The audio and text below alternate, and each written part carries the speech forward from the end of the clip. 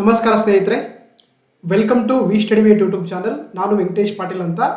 ಯಾರೆಲ್ಲ ನನ್ನ we study mate YouTube channel subscribe ಮಾಡಿರೋ ಪ್ಲೀಸ್ ಸಬ್ಸ್ಕ್ರೈಬ್ ಮಾಡಿ, ಹಾಗೆ ಬೆಲ್ ಬಟನ್ ಒತ್ತುವ ಮುಖಾಂತರ ಯಾವತ್ತೂ ಕೂಡ ನನ್ನ ವಿಡಿಯೋಗಳಿಗೆ ನೋಟಿಫೈ ಆಗಿ. ಇವತ್ತು ಕೂಡ ನಾವು ಲಾಸ್ಟ್ ಕ್ಲಾಸಲ್ಲಿ ಡಿಸ್ಕಸ್ ಮಾಡ್ತಾ ಇದೀವಿ ಭಾರತ ಆರ್ಥಿಕ ಸಮೀಕ್ಷೆ 2024-25 ಅಥವಾ ಎಕನಾಮಿಕ್ ಸರ್ವೆ ಆಫ್ ಇಂಡಿಯಾ 2024-25 ಅಂತ. ಸೊ ಹಾಗಾಗಿ ಈ ಒಂದು ಕ್ಲಾಸು ಯಾರೆಲ್ಲ UPSC, KS, PSI, PDO, FDA, SDA ಓದಂತ ಎಲ್ಲ ಎಕ್ಸಾಮ್ಗಳಿಗೆ ಕೂಡ ಬೆನಿಫಿಟ್ ಆಗುವಂತ ಒಂದು ವಿಡಿಯೋ ಕ್ಲಾಸ್ ಆಗಿದೆ. ಸೊ ಹಾಗಾಗಿ ಏನು ಒಂದು ಎಕನಾಮಿಕ್ ಸರ್ವೆ ಆಫ್ ಇಂಡಿಯಾ ಇದೆಯಲ್ಲ, ಇದನ್ನ ನಾವು MCQ ಮುಖಾಂತರ ಡಿಸ್ಕಸ್ ಮಾಡ್ತಾ ಹೋಗ್ತೀವಿ. ಆಲ್ರೆಡಿ ನಾನು 3 ಕ್ಲಾಸ್ಗಳನ್ನ ಮಾಡಿದ್ದೀನಿ, ಇದು ಒಂದು 4ನೇ ಕ್ಲಾಸ್ ಆಗಿದೆ. ಸೊ ಹಾಗಾಗಿ 3 ಕ್ಲಾಸ್ಗಳನ್ನ ಕೂಡ ನೀವು ನನ್ನ ಒಂದು we study mate YouTube channel ಒಂದು ಪ್ಲೇ ಲಿಸ್ಟ್ ಹೋಗಿ ಆಕ್ಸೆಸ್ ಮಾಡ್ಕೊಳ್ಬಹುದು. Okay, so let's start the class. 83ನೇ ಪ್ರಶ್ನೆ ನೋಡ್ತಗೋಣ. ಆಲ್ರೆಡಿ ನಾವು ಲಾಸ್ಟ್ ಕ್ಲಾಸ್ ಅಲ್ಲಿ 82 ಕ್ವಶನ್ಗಳನ್ನ ಡಿಸ್ಕಸ್ ಮಾಡಿದೀವಿ. ಸೊ ಹಾಗಾಗಿ 83ನೇ ಪ್ರಶ್ನೆ ನೋಡ್ತಗೋಣ. ಮಿಷನ್ ಲೈಫ್ಗೆ ಸಂಬಂಧಿಸಿದಂತೆ ಈ ಕೆಳಗಿನವುಗಳಲ್ಲಿ ಯಾವ ಹೇಳಿಕೆಯು ತಪ್ಪಾಗಿದೆ ಅಂತ ಕೇಳ್ತಾರೆ. So which of the following statements are incorrect regarding the mission life ಅಂತ ಕೇಳ್ತಾರೆ. ಸೊ ನೋಡ್ತಗೋಣ, ಇದನ್ನ 2021ರಲ್ಲಿ ಸೊ COP27, ಕಾಪ್ ಅಂದ್ರೆ ಕಾನ್ಫರೆನ್ಸ್ ಆಫ್ ಪಾರ್ಟೀಸ್ ಅಂತ ಕರೀತಾರೆ, ಗ್ಲಾಸ್ಗೋ ಶೃಂಗಸಭೆಯಲ್ಲಿ ಸ್ಥಾಪಿಸಲಾಯಿತು ಅಂತ ಕೊಟ್ಟಿದ್ದಾರೆ. ಸೊ ಎರಡನೇ ಬಿ ಆಪ್ಷನ್ ಬಂದು ಪ್ರೋ ಪ್ಲಾನೆಟ್ ಪೀಪಲ್ ಅನ್ನ ಪ್ರೋತ್ಸಾಹಿಸುವುದು ಈ ಮಿಷನ್ ನ ಒಂದು ಉದ್ದೇಶ ಅಂತ ಕೊಟ್ಟಿದ್ದಾರೆ. ಸಿ ಬಂದು ಇದನ್ನ ನೀತಿ ಆಯೋಗವು ಪ್ರಾಯೋಗಿಕವಾಗಿ ನಡೆಸುತ್ತದೆ ಅಂತ ಕೊಟ್ಟಿದ್ದಾರೆ. ಸೊ ಡಿ ಬಂದು ಇದನ್ನ ವಸತಿ ಮತ್ತು ನಗರ ವ್ಯವಹಾರಗಳ ಸಚಿವಾಲಯವು ಜಾರಿಗೆ ತರುತ್ತದೆ ಅಂತ ಕೊಟ್ಟಿದ್ದಾರೆ. ಸೊ ಹಾಗಾದ್ರೆ ಕೊಟ್ಟಂತದ್ದೆಲ್ಲ ಯಾವುದು ತಪ್ಪಾಗಿದೆ ಅಂತಂದ್ರೆ ಸೊ ಆಪ್ಷನ್ ಡಿ ಇದೆಯಲ್ಲ, ಇದು ತಪ್ಪಾದ ಹೇಳಿಕೆಯಾಗಿದೆ. ನೋಡಿ, ನಮಗೆ 2021ರಲ್ಲಿ ಒಂದು ಮಿಷನ್ ಲಾಂಚ್ ಮಾಡ್ತಾ ಹೋಗ್ತಾರೆ, ಅದನ್ನ ನಾವು ಮಿಷನ್ ಲೈಫ್ ಅಂತ ಕರೀತಾರೆ. ಓಕೆ, ಇದನ್ನ COP27 ಒಂದು ಗ್ಲಾಸ್ಗೋ ಅಂದ್ರೆ ಒಂದು ಸ್ಕಾಟ್ಲೆಂಡ್ ನ ಒಂದು ಸಿಟಿ ಆಗಿದೆಲ್ಲ, ಅಲ್ಲಿ ಏನ್ ಮಾಡ್ತಾರೆ, ಒಂದು COP27 ನಡೆಯುತ್ತೆ. ಅಲ್ಲಿ 2021ರಲ್ಲಿ ಈ ಒಂದು ಮಿಷನ್ ಲೈಫ್ ಅನ್ನ ಲಾಂಚ್ ಮಾಡ್ತಾ ಹೋಗ್ತಾರೆ. ಓಕೆ, ಇದು ಲಾಂಚ್ ಮಾಡಿದ್ದು ನಮ್ಮ ಭಾರತ ದೇಶ. ಜೊತೆಗೆ ಇದರ ಮುಖ್ಯ ಉದ್ದೇಶ ಅಂದ್ರೆ ನೋಡಿ, ಪ್ರೋ ಪ್ಲಾನೆಟ್ ಪೀಪಲ್ ಅಂತ ಕರೀತಾರೆ. ಅಂದ್ರೆ ನಾವು ಕೂಡ ಸೊ ಗ್ರಹಕ್ಕೆ ಅನುಗುಣವಾಗಿ ನಮ್ಮ ಜೀವನವನ್ನ ನಡೆಸುವಂತದ್ದು. ಈಗ ನೋಡಿ, ನಾವು ಎಷ್ಟೋ ಸಲ ಪ್ರೋ ಪ್ಲಾನೆಟ್ ನಡೀತಾ ಇಲ್ಲ ಅಂದ್ರೆ, ಈಗ ನಾವು ನಮ್ಮ ಒಂದು ಗ್ರಹದಲ್ಲಿ ಇದ್ರೂ ಕೂಡ ಸಾಕಷ್ಟು ಒಂದು ಗ್ರಹಕ್ಕೆ ವಿರುದ್ಧವಾಗಿ, ಫಾರ್ ಎಕ್ಸಾಂಪಲ್ ಅಂದ್ರೆ ನಾವು ಪರಿಸರ ನಾಶ ಮಾಡ್ತಾ ಇದೀವಿ, ಹೌದಾ, ಕಾರ್ಬನ್ ಡೈಆಕ್ಸೈಡ್ ಜಾಸ್ತಿ ಎಮಿಷನ್ ಮಾಡ್ತಾ ಇದೀವಿ, ಹೌದಾ. ಹಾಗಾಗಿ ಸಾಕಷ್ಟು ಒಂದು ನಾವು ಭೂಮಿಯನ್ನ ಸರಿ ಅಂದ್ರೆ ಬೇರೆ ಬೇರೆ ಕನ್ಸ್ಟ್ರಕ್ಷನ್ ಮಾಡ್ಕೊಂಡಿರಂದ್ರೆ ಅದರ ಒಂದು ಪರಿಸರಕ್ಕೆ ಅನುಗುಣವಾಗಿ ನಾವು ಜೀವನವನ್ನ ನಡೆಸ್ತಿಲ್ಲ. ಅದಕ್ಕೆ ಪ್ರೋ ಪ್ಲಾನೆಟ್ ಪೀಪಲ್ ಅಂತ ಕರೀತಾರೆ. ಅಂದ್ರೆ ನಾವು ಪ್ಲಾನೆಟ್ ಅನುಗುಣವಾಗಿನೇ ಜೀವನವನ್ನ ನಡೆಸುವಂತದ್ದು ಅಂತ, ಅಂದ್ರೆ ಈಕೋ ಫ್ರೆಂಡ್ಲಿ ಅಂತ ಕರೀತಾರೆ. ಹಾಗಾಗಿ ಇದು ಕೂಡ ಸರಿಯಾಗುತ್ತೆ. ಮೂರನೇದ್ದು ಏನು ಮಿಷನ್ ಲೈಫ್ ಇದೆಯಲ್ಲ, ಇದನ್ನ ಯಾರು ಇಂಪ್ಲಿಮೆಂಟೇಷನ್ ಮಾಡ್ತಾರೆ ಅಂದ್ರೆ ಅದನ್ನ ಮಾಡುವಂಥದ್ದು ನೀತಿ ಆಯೋಗ ಆಗಿದೆ. ಆದ್ರೆ ಇದನ್ನ ಯಾರು ಜಾರಿಗೆ ತಂದಿದ್ದಾರೆ ಅಂತಂದ್ರೆ ಇದನ್ನ ತಂದಿರುವಂಥದ್ದು ministry of the environment, forest and climate change. ಇದನ್ನ ಪರಿಸರ ಸಚಿವಾಲಯ ಜಾರಿಗೆ ತಂದಿದೆ. ಹಾಗಾಗಿ ಇದು ನಗರ ವ್ಯವಹಾರಗಳ ಸಚಿವಾಲಯ ಅಲ್ಲ. ಸೊ ಹಾಗಾಗಿ option D, it is implemented by the ministry of the environment, forest and climate change ಕರೀತಾರೆ. ಸೊ ಹಾಗಾಗಿ ಇದನ್ನ ತಂದಿರುವಂಥದ್ದು so ministry of the housing and urban affairs ಅಲ್ಲ. ಸೊ ಹಾಗಾಗಿ ಆಪ್ಷನ್ ಡಿ ಇದು ತಪ್ಪಾದ ಹೇಳಿಕೆ ಆಗುತ್ತೆ, ಇದು ಸರಿಯಾದ ಉತ್ತರ. ನೋಡಿ, ನಮಗೆ ಸರ್ವೇದಲ್ಲಿ ಮೆನ್ಷನ್ ಮಾಡ್ತಾ ಹೋಗ್ತಾರೆ ಲೈಫ್ ಮಿಷನ್ ಅಂತ ಕರಿತೀವಿ. ಓಕೆ, ಮಿಷನ್ ಲೈಫ್ ಅಥವಾ ಲೈಫ್ ಮಿಷನ್ ಅಂತ ಕರೀತಾರೆ. ಲೈಫ್ ಫುಲ್ ಫಾರ್ಮ್ ಬಂದು life style for the environment ಅಂತ ಕರೀತಾರೆ. ಅಂದ್ರೆ ನಮ್ಮ ಜೀವನದಲ್ಲಿ ಕೂಡ ಏನು ಭಾರತೀಯ ಪ್ರಜೆಗಳಿದೆಯಲ್ಲ, ನಾವೆಲ್ಲರೂ ಕೂಡ ಏನಂತಂದ್ರೆ ಆಕ್ಚುಲಿ ಒಂದು ಎನ್ವೈರನ್ಮೆಂಟ್, ಪರಿಸರಕ್ಕೆ ಅನುಗುಣವಾಗಿ ನಮ್ಮ ಜೀವನವನ್ನ ಅಂದ್ರೆ ಪರಿಸರ ಪ್ರಿಯವಾಗಿ ನಮ್ಮ ಜೀವನವನ್ನ ಅಳವಡಿಸಿಕೊಳ್ಬೇಕನ್ನೋದು ಈ ಒಂದು ಮಿಷನ್ ಲೈಫ್ ನ ಮುಖ್ಯ ಉದ್ದೇಶವಾಗಿದೆ. ಇದನ್ನ 2021ರಲ್ಲಿ ನಡೆದಂತ ಏನು COP26 ಯಾವುದು ಸ್ಕಾಟ್ಲೆಂಡ್ ನ ಗ್ಲಾಸ್ಗೋ ನಡೀತಲ್ಲ, ಅಲ್ಲಿ ಈ ಒಂದು ಪ್ರೋಗ್ರಾಮ್ ಅನ್ನ ಲಾಂಚ್ ಮಾಡ್ತಾರೆ. ಓಕೆನಾ. ಸೊ ಹಾಗಾಗಿ ಅಂದ್ರೆ ನಾವೆಲ್ಲರೂ ಕೂಡ ಎನ್ವೈರನ್ಮೆಂಟ್ ಫ್ರೆಂಡ್ಲಿ ಆಗಿ ಅಂದ್ರೆ ಪರಿಸರ ಪ್ರಿಯವಾಗಿರುವಂತದ್ದು ಈ ಒಂದು ಮಿಷನ್ ನ ಮುಖ್ಯ ಉದ್ದೇಶವಾಗಿದೆ. ನೋಡಿ, ಇದ್ರ ಬಗ್ಗೆ ನೋಡಿದ್ರೆ ಸೊ ಇದರ ಒಂದು ಮುಖ್ಯ ಉದ್ದೇಶ ಅಂದ್ರೆ ಎನ್ಕರೇಜ್ ಮಾಡೋದಂದ್ರೆ ಪ್ರೋ ಪ್ಲಾನೆಟ್ ಪೀಪಲ್ ಅಂತ ಕರೀತಾರೆ. ಅಂದ್ರೆ ಪರಿಸರ ಪೂರಕವಾಗಿ ನಾವೆಲ್ಲರೂ ಕೂಡ ಜೀವನ ನಡೆಸುವಂಥದ್ದು ಈ ಒಂದು ಮಿಷನ್ ನ ಮುಖ್ಯ ಉದ್ದೇಶವಾಗಿದೆ. ಇದನ್ನ ಯಾರು ಪೈಲಟ್ ಮಾಡ್ತಾರೆ ಅಂದ್ರೆ ಮಾಡುತ್ತೆ ಇದನ್ನ ಸೊ ನೀತಿ ಆಯೋಗ ಏನ್ ಮಾಡುತ್ತೆ, ಈ ಒಂದು ಪ್ರೋಗ್ರಾಮ್ ಅನ್ನ ಪೈಲಟಿಂಗ್ ಮಾಡುತ್ತೆ. ಇಂಪ್ಲಿಮೆಂಟೇಷನ್ ಮಾಡೋದು ಅಂತಂದ್ರೆ union ministry of the environment, forest and climate change ಮಾಡುತ್ತೆ ಈ ಒಂದು ಕಾರ್ಯಕ್ರಮವನ್ನ ಕಾರ್ಯಗತಗೊಳಿಸುತ್ತದೆ. ಓಕೆನಾ. ಸೊ ಹಾಗಾಗಿ option D is the right answer ಆಗುತ್ತೆ, ರಾಂಗ್ ಸ್ಟೇಟ್ಮೆಂಟ್ ಆಗುತ್ತೆ. Okay, yes. ನೆಕ್ಸ್ಟ್ ನೋಡ್ತಗೋಣ.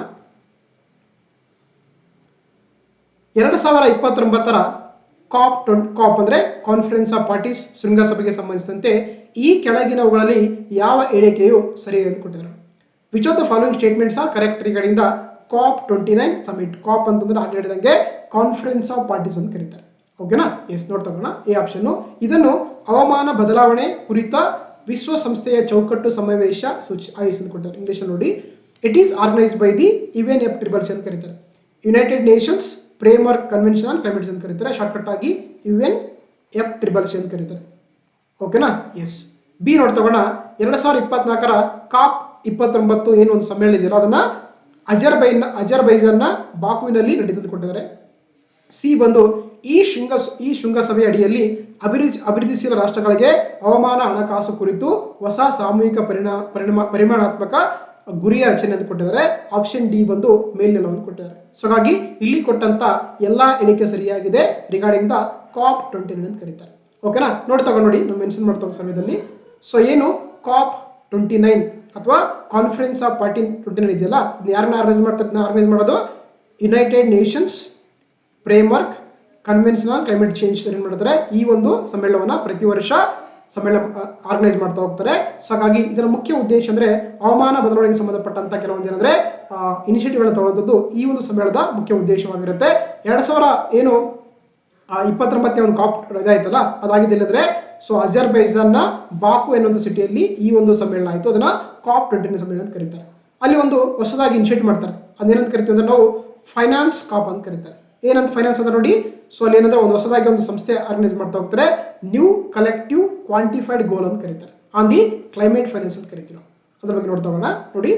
ಸೊ ಏನಂದ್ರೆ ಕಾಪ್ 29 ಆಯ್ತಲ್ಲ, ಅದಾಗಿದ್ದಲ್ಲಿ ಅಜರ್ಬೈಜಾನ್ನ ಬಾಕೋಲ್ ಆಯ್ತು. ಯಾರು ಆರ್ಗನೈಸ್ ಮಾಡ್ತಾರೆ ಅದನ್ನ? United Nations framework convention on climate change ಅಂದ್ರೆ ಈ ಒಂದು ಸಂಸ್ಥೆ ಪ್ರತಿ ವರ್ಷ ಕಾಪ್ ಗಳನ್ನ ಆರ್ಗನೈಸ್ ಮಾಡ್ತಾ ಹೋಗುತ್ತೆ. ಓಕೆನಾ? ಸೊ ಹಾಗಾದ್ರೆ ಅಲ್ಲಿ ಒಂದು ಹೊಸದಾಗಿ ಇನಿಷಿಯೇಟ್ ಮಾಡಿ ಅದನ್ನ new collective quantified goal on climate finance ಅಂತ ಕರೀತಾರೆ. ಏನಕ್ಕೆ ಮಾಡ್ತಾರೆ ಅಂದ್ರೆ ನೋಡಿ, ಎಷ್ಟೋ ಒಂದು ಡೆವಲಪಿಂಗ್ ಕಂಟ್ರಿಗಳು ಅಂದ್ರೆ ಅಭಿವೃದ್ಧಿಶೀಲ ದೇಶಗಳಿದೆಯಲ್ಲ, ಅವುಗಳು ಏನಂದ್ರೆ ಸಾಕಷ್ಟು ಒಂದು ಹವಾಮಾನದ ಬದಲಾವಣೆಯಿಂದ ಸಾಕಷ್ಟು ಪ್ರಾಬ್ಲಮ್ಸ್ ಗಳನ್ನ ಫೇಸ್ ಮಾಡ್ತಾ ಇದೆ. ಅದಕ್ಕೆ ಏನಂದ್ರೆ ನೀವು ಫಂಡಿಂಗ್ ಮಾಡಿದ್ದಾರೆ ಏನಂತೆ. ಸೊ 2030 ಏನ್ ಮಾಡ್ಬೇಕಂತ ಹೇಳಿದ್ರೆ ಸುಮಾರು 300 ಬಿಲಿಯನ್ ಅಮೆರಿಕನ್ ಡಾಲರ್ ಅನ್ನ ಆಕ್ಚುಲಿ ಏನಂದ್ರೆ ಈ ಒಂದು ಡೆವಲಪಿಂಗ್ ಕಂಟ್ರಿಗಳಿಗೆ ಫಂಡ್ ಮಾಡ್ಬೇಕಂತ ಏನಂದ್ರೆ ಈ ಒಂದು ಕಾಪ್ 20 ನಲ್ಲಿ ಒಂದು ಡಿಸಿಷನ್ ತಗೊಂಡಿದ್ದಾರೆ. ಅದಕ್ಕೆ ಯಾರು ಫಂಡ್ ಮಾಡ್ಬೇಕಾಗಿರೋದು? ಫಂಡ್ ಮಾಡಬೇಕಾಗಿರೋದು ಡೆವಲಪ್ಡ್ ಕಂಟ್ರಿಗಳು. ಯಾರಿಗೆ ಫಂಡ್ ಕೊಡಬೇಕಾಗಿರೋದು? ಡೆವಲಪಿಂಗ್ ಕಂಟ್ರಿಗಳಿಗೆ ಗೊತ್ತಿರಬೇಕಾಗುತ್ತೆ. ಓಕೆನಾ? ಜೊತೆಗೆ 2025ರ ಒಂದು ಕಾಪ್ 30 ಇದೆಯಲ್ಲ, ಅದು ಎಲ್ಲಿರುತ್ತೆ ಅಂತ ಗೊತ್ತಿರಬೇಕಾಗುತ್ತೆ. ಅದು ಬ್ರೆಜಿಲ್ ದೇಶದ ಬೆಲ್ಲೆಮನ್ ಅಂತ ಒಂದು ಪ್ಲೇಸ್ ಅಲ್ಲಿ. ಅರ್ಥ ಆಯ್ತಾ? ಕಾಪ್ 29 ಆಗಿದ್ದು ಅಜರ್ಬೈಜಾನ್ನ ಬಾಕಲ್ಲಿ. ಈ ವರ್ಷ ಎಲ್ಲಿರುತ್ತೆ? 2025 ಕಾಪ್ 30 ಬಂದು ಬ್ರೆಜಿಲ್ನ ಬೆಲೆಮನ್ ಆಗುತ್ತೆ. ಸೊ ಹಾಗಾಗಿ ಇಲ್ಲಿ ಕೊಟ್ಟಂತ ಎಲ್ಲಾ ಎಣಿಕೆ ಸರಿಯಾಗಿದೆ. ಹಾಗಾಗಿ option D is the right answer. Option D is the right answer. Next ನೋಡ್ತಗೋಣ. ಈ ಕೆಳಗಿನವುಗಳಲ್ಲಿ ಯಾವುದು ಹಸಿರು ಮನೆ ಅನಿಲಗಳಲ್ಲ ಅಂತ ಕೇಳ್ತಾರೆ. Which of the following are not greenhouse gas ಅಂತ ಕೇಳ್ತಾರೆ. ಹೌದಾ? ನಮಗೆಲ್ಲ ಗೊತ್ತಿರುವಂತೆ ಹಸಿರು ಮನೆ ಅನಿಲಗಳು ಅಥವಾ ಗ್ರೀನ್ ಹೌಸ್ ಗ್ಯಾಸ್ ಅಂತ ಕರೀತಾರೆ. ನೋಡಿ, ಇಲ್ಲಿ ಮೀಥೇನ್ ಇದೆ, ಓಜೋನ್ ಇದೆ, ಕಾರ್ಬನ್ ಮೊನಾಕ್ಸೈಡ್ ಇದೆ ಅಥವಾ ಮಾನಾಕ್ಸೈಡ್ ಇದೆ, ಸಿಲ್ವರ್ ನೈಟ್ರೇಟ್ ಇದೆಯಲ್ಲ. So silver nitrate is not A green house gas ಅಂತ ಕರೀತಾರೆ. ಸೊ ಹಾಗಾಗಿ silver nitrate is not A ಹಸಿರು ಮನೆ ಅಲ್ಲ ಅದು. ಸೊ ಹಾಗಾಗಿ option D is the right answer. ನೋಡಿ, ನಮಗೆ ಸರದಿ ಮೆನ್ಷನ್ ಮಾಡ್ತಾ ಹೋಗ್ತಾರೆ. ಇಂಡಿಯಾ ಇದೆಯಲ್ಲ, ಇದಂದ್ರೆ ಈ ಒಂದು ಕ್ಲೈಮೇಟ್ ಚೇಂಜ್ ಹವಾಮಾನ ಬದಲಾವಣೆಯಿಂದ ಸಾಕಷ್ಟು ಪ್ರಾಬ್ಲಮ್ಸ್ಗಳನ್ನ ನಮ್ಮ ದೇಶ ಅಥವಾ ನಮ್ಮ ಸಾಕಷ್ಟು ದೇಶಗಳು ಒಂದು ಪರಿಣಾಮವನ್ನ ಫೇಸ್ ಮಾಡ್ತಾ ಇದೆ. ಏನಕ್ಕಂತಂದ್ರೆ ನೋಡಿ, ಅಲ್ಲಿ ಸಾಕಷ್ಟು ಒಂದು ವೆದರ್ ಎಕ್ಸ್ಟ್ರೀಮ್ಸ್ಗಳಾಗ್ತಾ ಇದೆ. ಅಂದ್ರೆ ಫಾರ್ ಎಕ್ಸಾಂಪಲ್ ಅಂದ್ರೆ ತುಂಬಾ ಬರಗಾಲ ಆಗ್ತಾ ಇದೆ, ತುಂಬಾ ಪ್ರವಾಹಗಳಾಗ್ತಾ ಇದೆ. ಅದರಿಂದ ಸಾಕಷ್ಟು ಏನಂತಂದ್ರೆ ಒಂದು ಸಿ ಲೆವೆಲ್ ರೈಸ್ ಆಗ್ತಾ ಇದೆ. ಸಮುದ್ರಗಳ ಒಂದು ಏನಂದ್ರೆ ಮಟ್ಟ ಜಾಸ್ತಿ ಆಗ್ತಾ ಇದೆ. ಅದರಿಂದ ಸಾಕಷ್ಟು ಜೀವವೈವಿಧ್ಯತೆ ಲಾಸ್ ಆಗ್ತಾ ಇದೆ. ಓಕೆನಾ? ಸೊ ಅದರಿಂದ ಏನಂದ್ರೆ ಎಷ್ಟೋ ಒಂದು ಡೆವಲಪಿಂಗ್ ಕಂಟ್ರಿಗಳಿಗೆ ಏನಂತಂದ್ರೆ ಒಂದು ಸಾಕಷ್ಟು ಪ್ರಾಬ್ಲಮ್ಸ್ ಬೀಳ್ತದೆ. ಅದ್ರಲ್ಲಿ ನಮ್ಮ ಇಂಡಿಯಾ ಕೂಡ ಒಂದು ಸಾಕಷ್ಟು ಪ್ರಾಬ್ಲಮ್ ಫೇಸ್ ಮಾಡ್ತಾ ಇದೆ. ಓಕೆನಾ? ಸೊ ಹಾಗಾಗಿ ಏನಂದ್ರೆ ನೋಡಿ, ಇದಕ್ಕೇನು ರೀಸನ್ಸ್ ಅಂದ್ರೆ ನಾನು ಹೇಳಿದಂಗೆ there is so many reasons ಅಂತ ಹೇಳ್ಬೋದು. ಹೌದಾ? ಅದೇ ರೀತಿ ಇಲ್ಲಿ ಗ್ರೀನ್ ಹೌಸ್ ಗ್ಯಾಸ್ಗಳು ಕೂಡ ಈ ಒಂದು ವೈಪರೀತ್ಯಕ್ಕೆ ಕಾರಣ ಆಗುತ್ತೆ ಅಂತ ಕರೀತಾರೆ. ಹೌದಾ? ಸೊ ಹಾಗಾಗಿ ನಮಗೆ ಗ್ರೀನ್ ಹೌಸ್ ಗ್ಯಾಸ್ ಅಂದ್ರೆ ನಿಮಗೆಲ್ಲ ಗೊತ್ತಿರುವಂತೆ ಮೀಥೇನ್. ಹೌದಾ? ಇದೊಂದು ಗ್ರೀನ್ ಹೌಸ್ ಗ್ಯಾಸ್ ಆಗಿದೆ. ಅದೇ ರೀತಿ ನೈಟ್ರಸ್ ಆಕ್ಸೈಡ್ ಇದೆ, ಅದೇ ರೀತಿ ಕಾರ್ಬನ್ ಡೈಆಕ್ಸೈಡ್ ಇದೆ, ಓಜೋನ್ ಇದೆ, ಅದೇ ರೀತಿ ಕ್ಲೋರೋಫ್ಲೋರೋ ಕಾರ್ಬನ್ ಇದೆ, ಆಮೇಲೆ ಕಾರ್ಬನ್ ಮೊನಾಕ್ಸೈಡ್ ಇದೆ, ಸಲ್ಫರ್ ಡೈಆಕ್ಸೈಡ್ ಇದೆಯಲ್ಲ, ಇವೆಲ್ಲ ಕೂಡ ಏನಾಗಿದೆ ಅಂದ್ರೆ ಹಸಿರು ಮನೆ ಅನಿಲಗಳಾಗಿದೆ. ಇವುಗಳಿಂದ ನಮಗೆ ಸಾಕಷ್ಟು ಕ್ಲೈಮೇಟ್ ಚೇಂಜ್ಗೆ ಸಾಕಷ್ಟು ಒಂದು ಕಾರಣ ಆಗುವಂತ ಅನಿಲಗಳನ್ನು ಕರೀತಾರೆ. ಗೊತ್ತಿರಲಿ, ಈ ಓಜೋನ್ ಇದೆಯಲ್ಲ, ಇದು ಕಂಡುಬರುತ್ತೆ ಅಂತಂದ್ರೆ ಸ್ಟ್ರಾಟೋಸ್ಪಿಯರ್ ಕಂಡುಬರುತ್ತೆ. ಗೊತ್ತಿರಬೇಕು ನಿಮಗೆ, ಸ್ಟ್ರಾಟೋಸ್ಪಿಯರ್ ಕಂಡುಬರುತ್ತೆ. ನೋಡಿ, ನಮಗೆ ಓಜೋನ್ ಎರಡು ತರ ಬರುತ್ತೆ.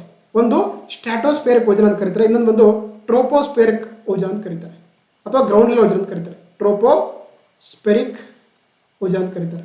ಈ ಸ್ಟ್ರಾಟೋಸ್ಪಿಯರಿಕ್ ಓಜೋನ್ ಇದೆಯಲ್ಲ, ಇದು ಆಕ್ಚುಲಿ ಇಟ್ಸ್ ಎ ಗುಡ್, ಇದು ಏನಂದ್ರೆ ಒಳ್ಳೇದಾಗಿರುತ್ತೆ. ಇದರಿಂದ ನಮ್ಗೆ ಯಾವುದೇ ರೀತಿಯ ಅಷ್ಟು ಎಫೆಕ್ಟ್ ಬೀರಂಗಿಲ್ಲ. ಆದರೆ ಈ ಟ್ರೋಪೋಸ್ಪಿಯರಿಕ್ ಓಜೋನ್ ಅಥವಾ ಗ್ರೌಂಡ್ ಲೆವೆಲ್ ಓಜೋನ್ ಇದೆಯಲ್ಲ ಇದು ತುಂಬಾ ಟಾಕ್ಸಿಕ್ ಆಗಿರುತ್ತೆ, ಗೊತ್ತಿರಬೇಕು, ಡಿಫ್ರೆನ್ಸ್ ಗೊತ್ತಿರಬೇಕು ನಿಮಗೆ. ಓಕೆನಾ? ಸೊ ಹಾಗಾಗಿ ನಮಗೆ ಸ್ಟ್ರಾಟೋಸ್ಪಿಯರಿಕ್ ಓಜೋನ್ ಇದೆಯಲ್ಲ ಅದು ನಮಗೆ ಅಷ್ಟು ಎಫೆಕ್ಟ್ ಬೀರಂಗಿಲ್ಲ. ಆದರೆ ಏನು ಗ್ರೌಂಡ್ ಲೆವೆಲ್ ಅಥವಾ ಟ್ರೋಪೋಸ್ಪಿಯರಿಕ್ ಓಜೋನ್ ಇದೆಯಲ್ಲ ಅದು ತುಂಬಾ ಟಾಕ್ಸಿಕ್ ಆಗಿರುತ್ತೆ ಅಥವಾ ವಿಷಕಾರಿಯಾಗಿರುತ್ತೆ. ಅದು ಕೂಡ ಒಂದೇನಾಗಿದೆ, ಗ್ರೀನ್ ಹೌಸ್ ಗ್ಯಾಸ್ ಆಗಿದೆ. ಸೊ ಹಾಗಾಗಿ ಇಲ್ಲಿ ಕೊಟ್ಟಂತವು ಎಲ್ಲ ಕೂಡ ಆಗಿದೆ. ಆದರೆ ಸಿಲ್ವರ್ ನೈಟ್ರೇಟ್ ಇದೆಯಲ್ಲ it's not A green house gas ಅಂತ ಕರೀತಾರೆ. ಸೊ ಹಾಗಾಗಿ option D is the right answer. Next ನೋಡ್ತಾ ಹೋಗೋಣ ಮುಂದಿನ ಪ್ರಶ್ನೆ.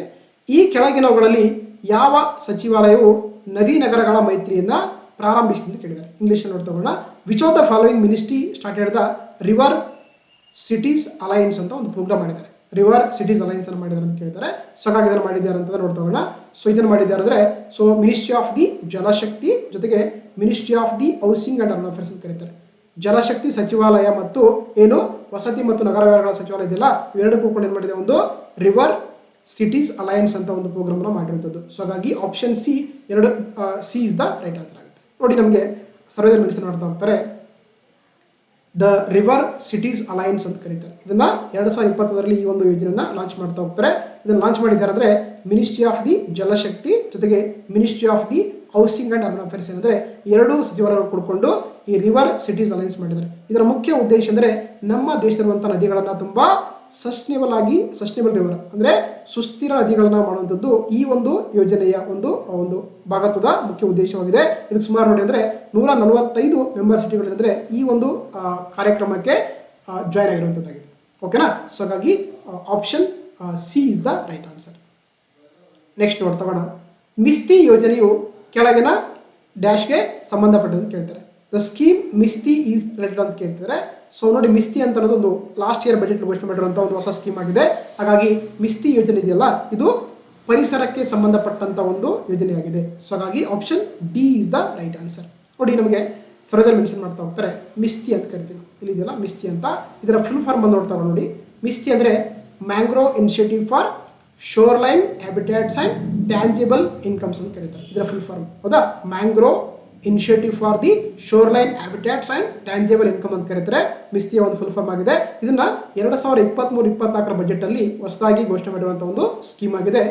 ಈ ಒಂದು ಯೋಜನೆ ಮುಖ್ಯ ಉದ್ದೇಶ ಅಂದ್ರೆ ನಮ್ಮ ಒಂದು ಮ್ಯಾಂಗ್ರೋ ಕಾಡುಗಳಿದೆಯಲ್ಲ ಅವುಗಳನ್ನ ಸೊ ಸಂರಕ್ಷಣೆ ಮಾಡುವಂಥದ್ದು ಮತ್ತೆ ಅವುಗಳ ಒಂದು ಬೆಳವಣಿಗೆಯನ್ನ ಪ್ರಮೋಟ್ ಮಾಡುವಂಥದ್ದು ಈ ಒಂದು ಯೋಜನೆಯ ಮುಖ್ಯ ಉದ್ದೇಶವಾಗಿದೆ.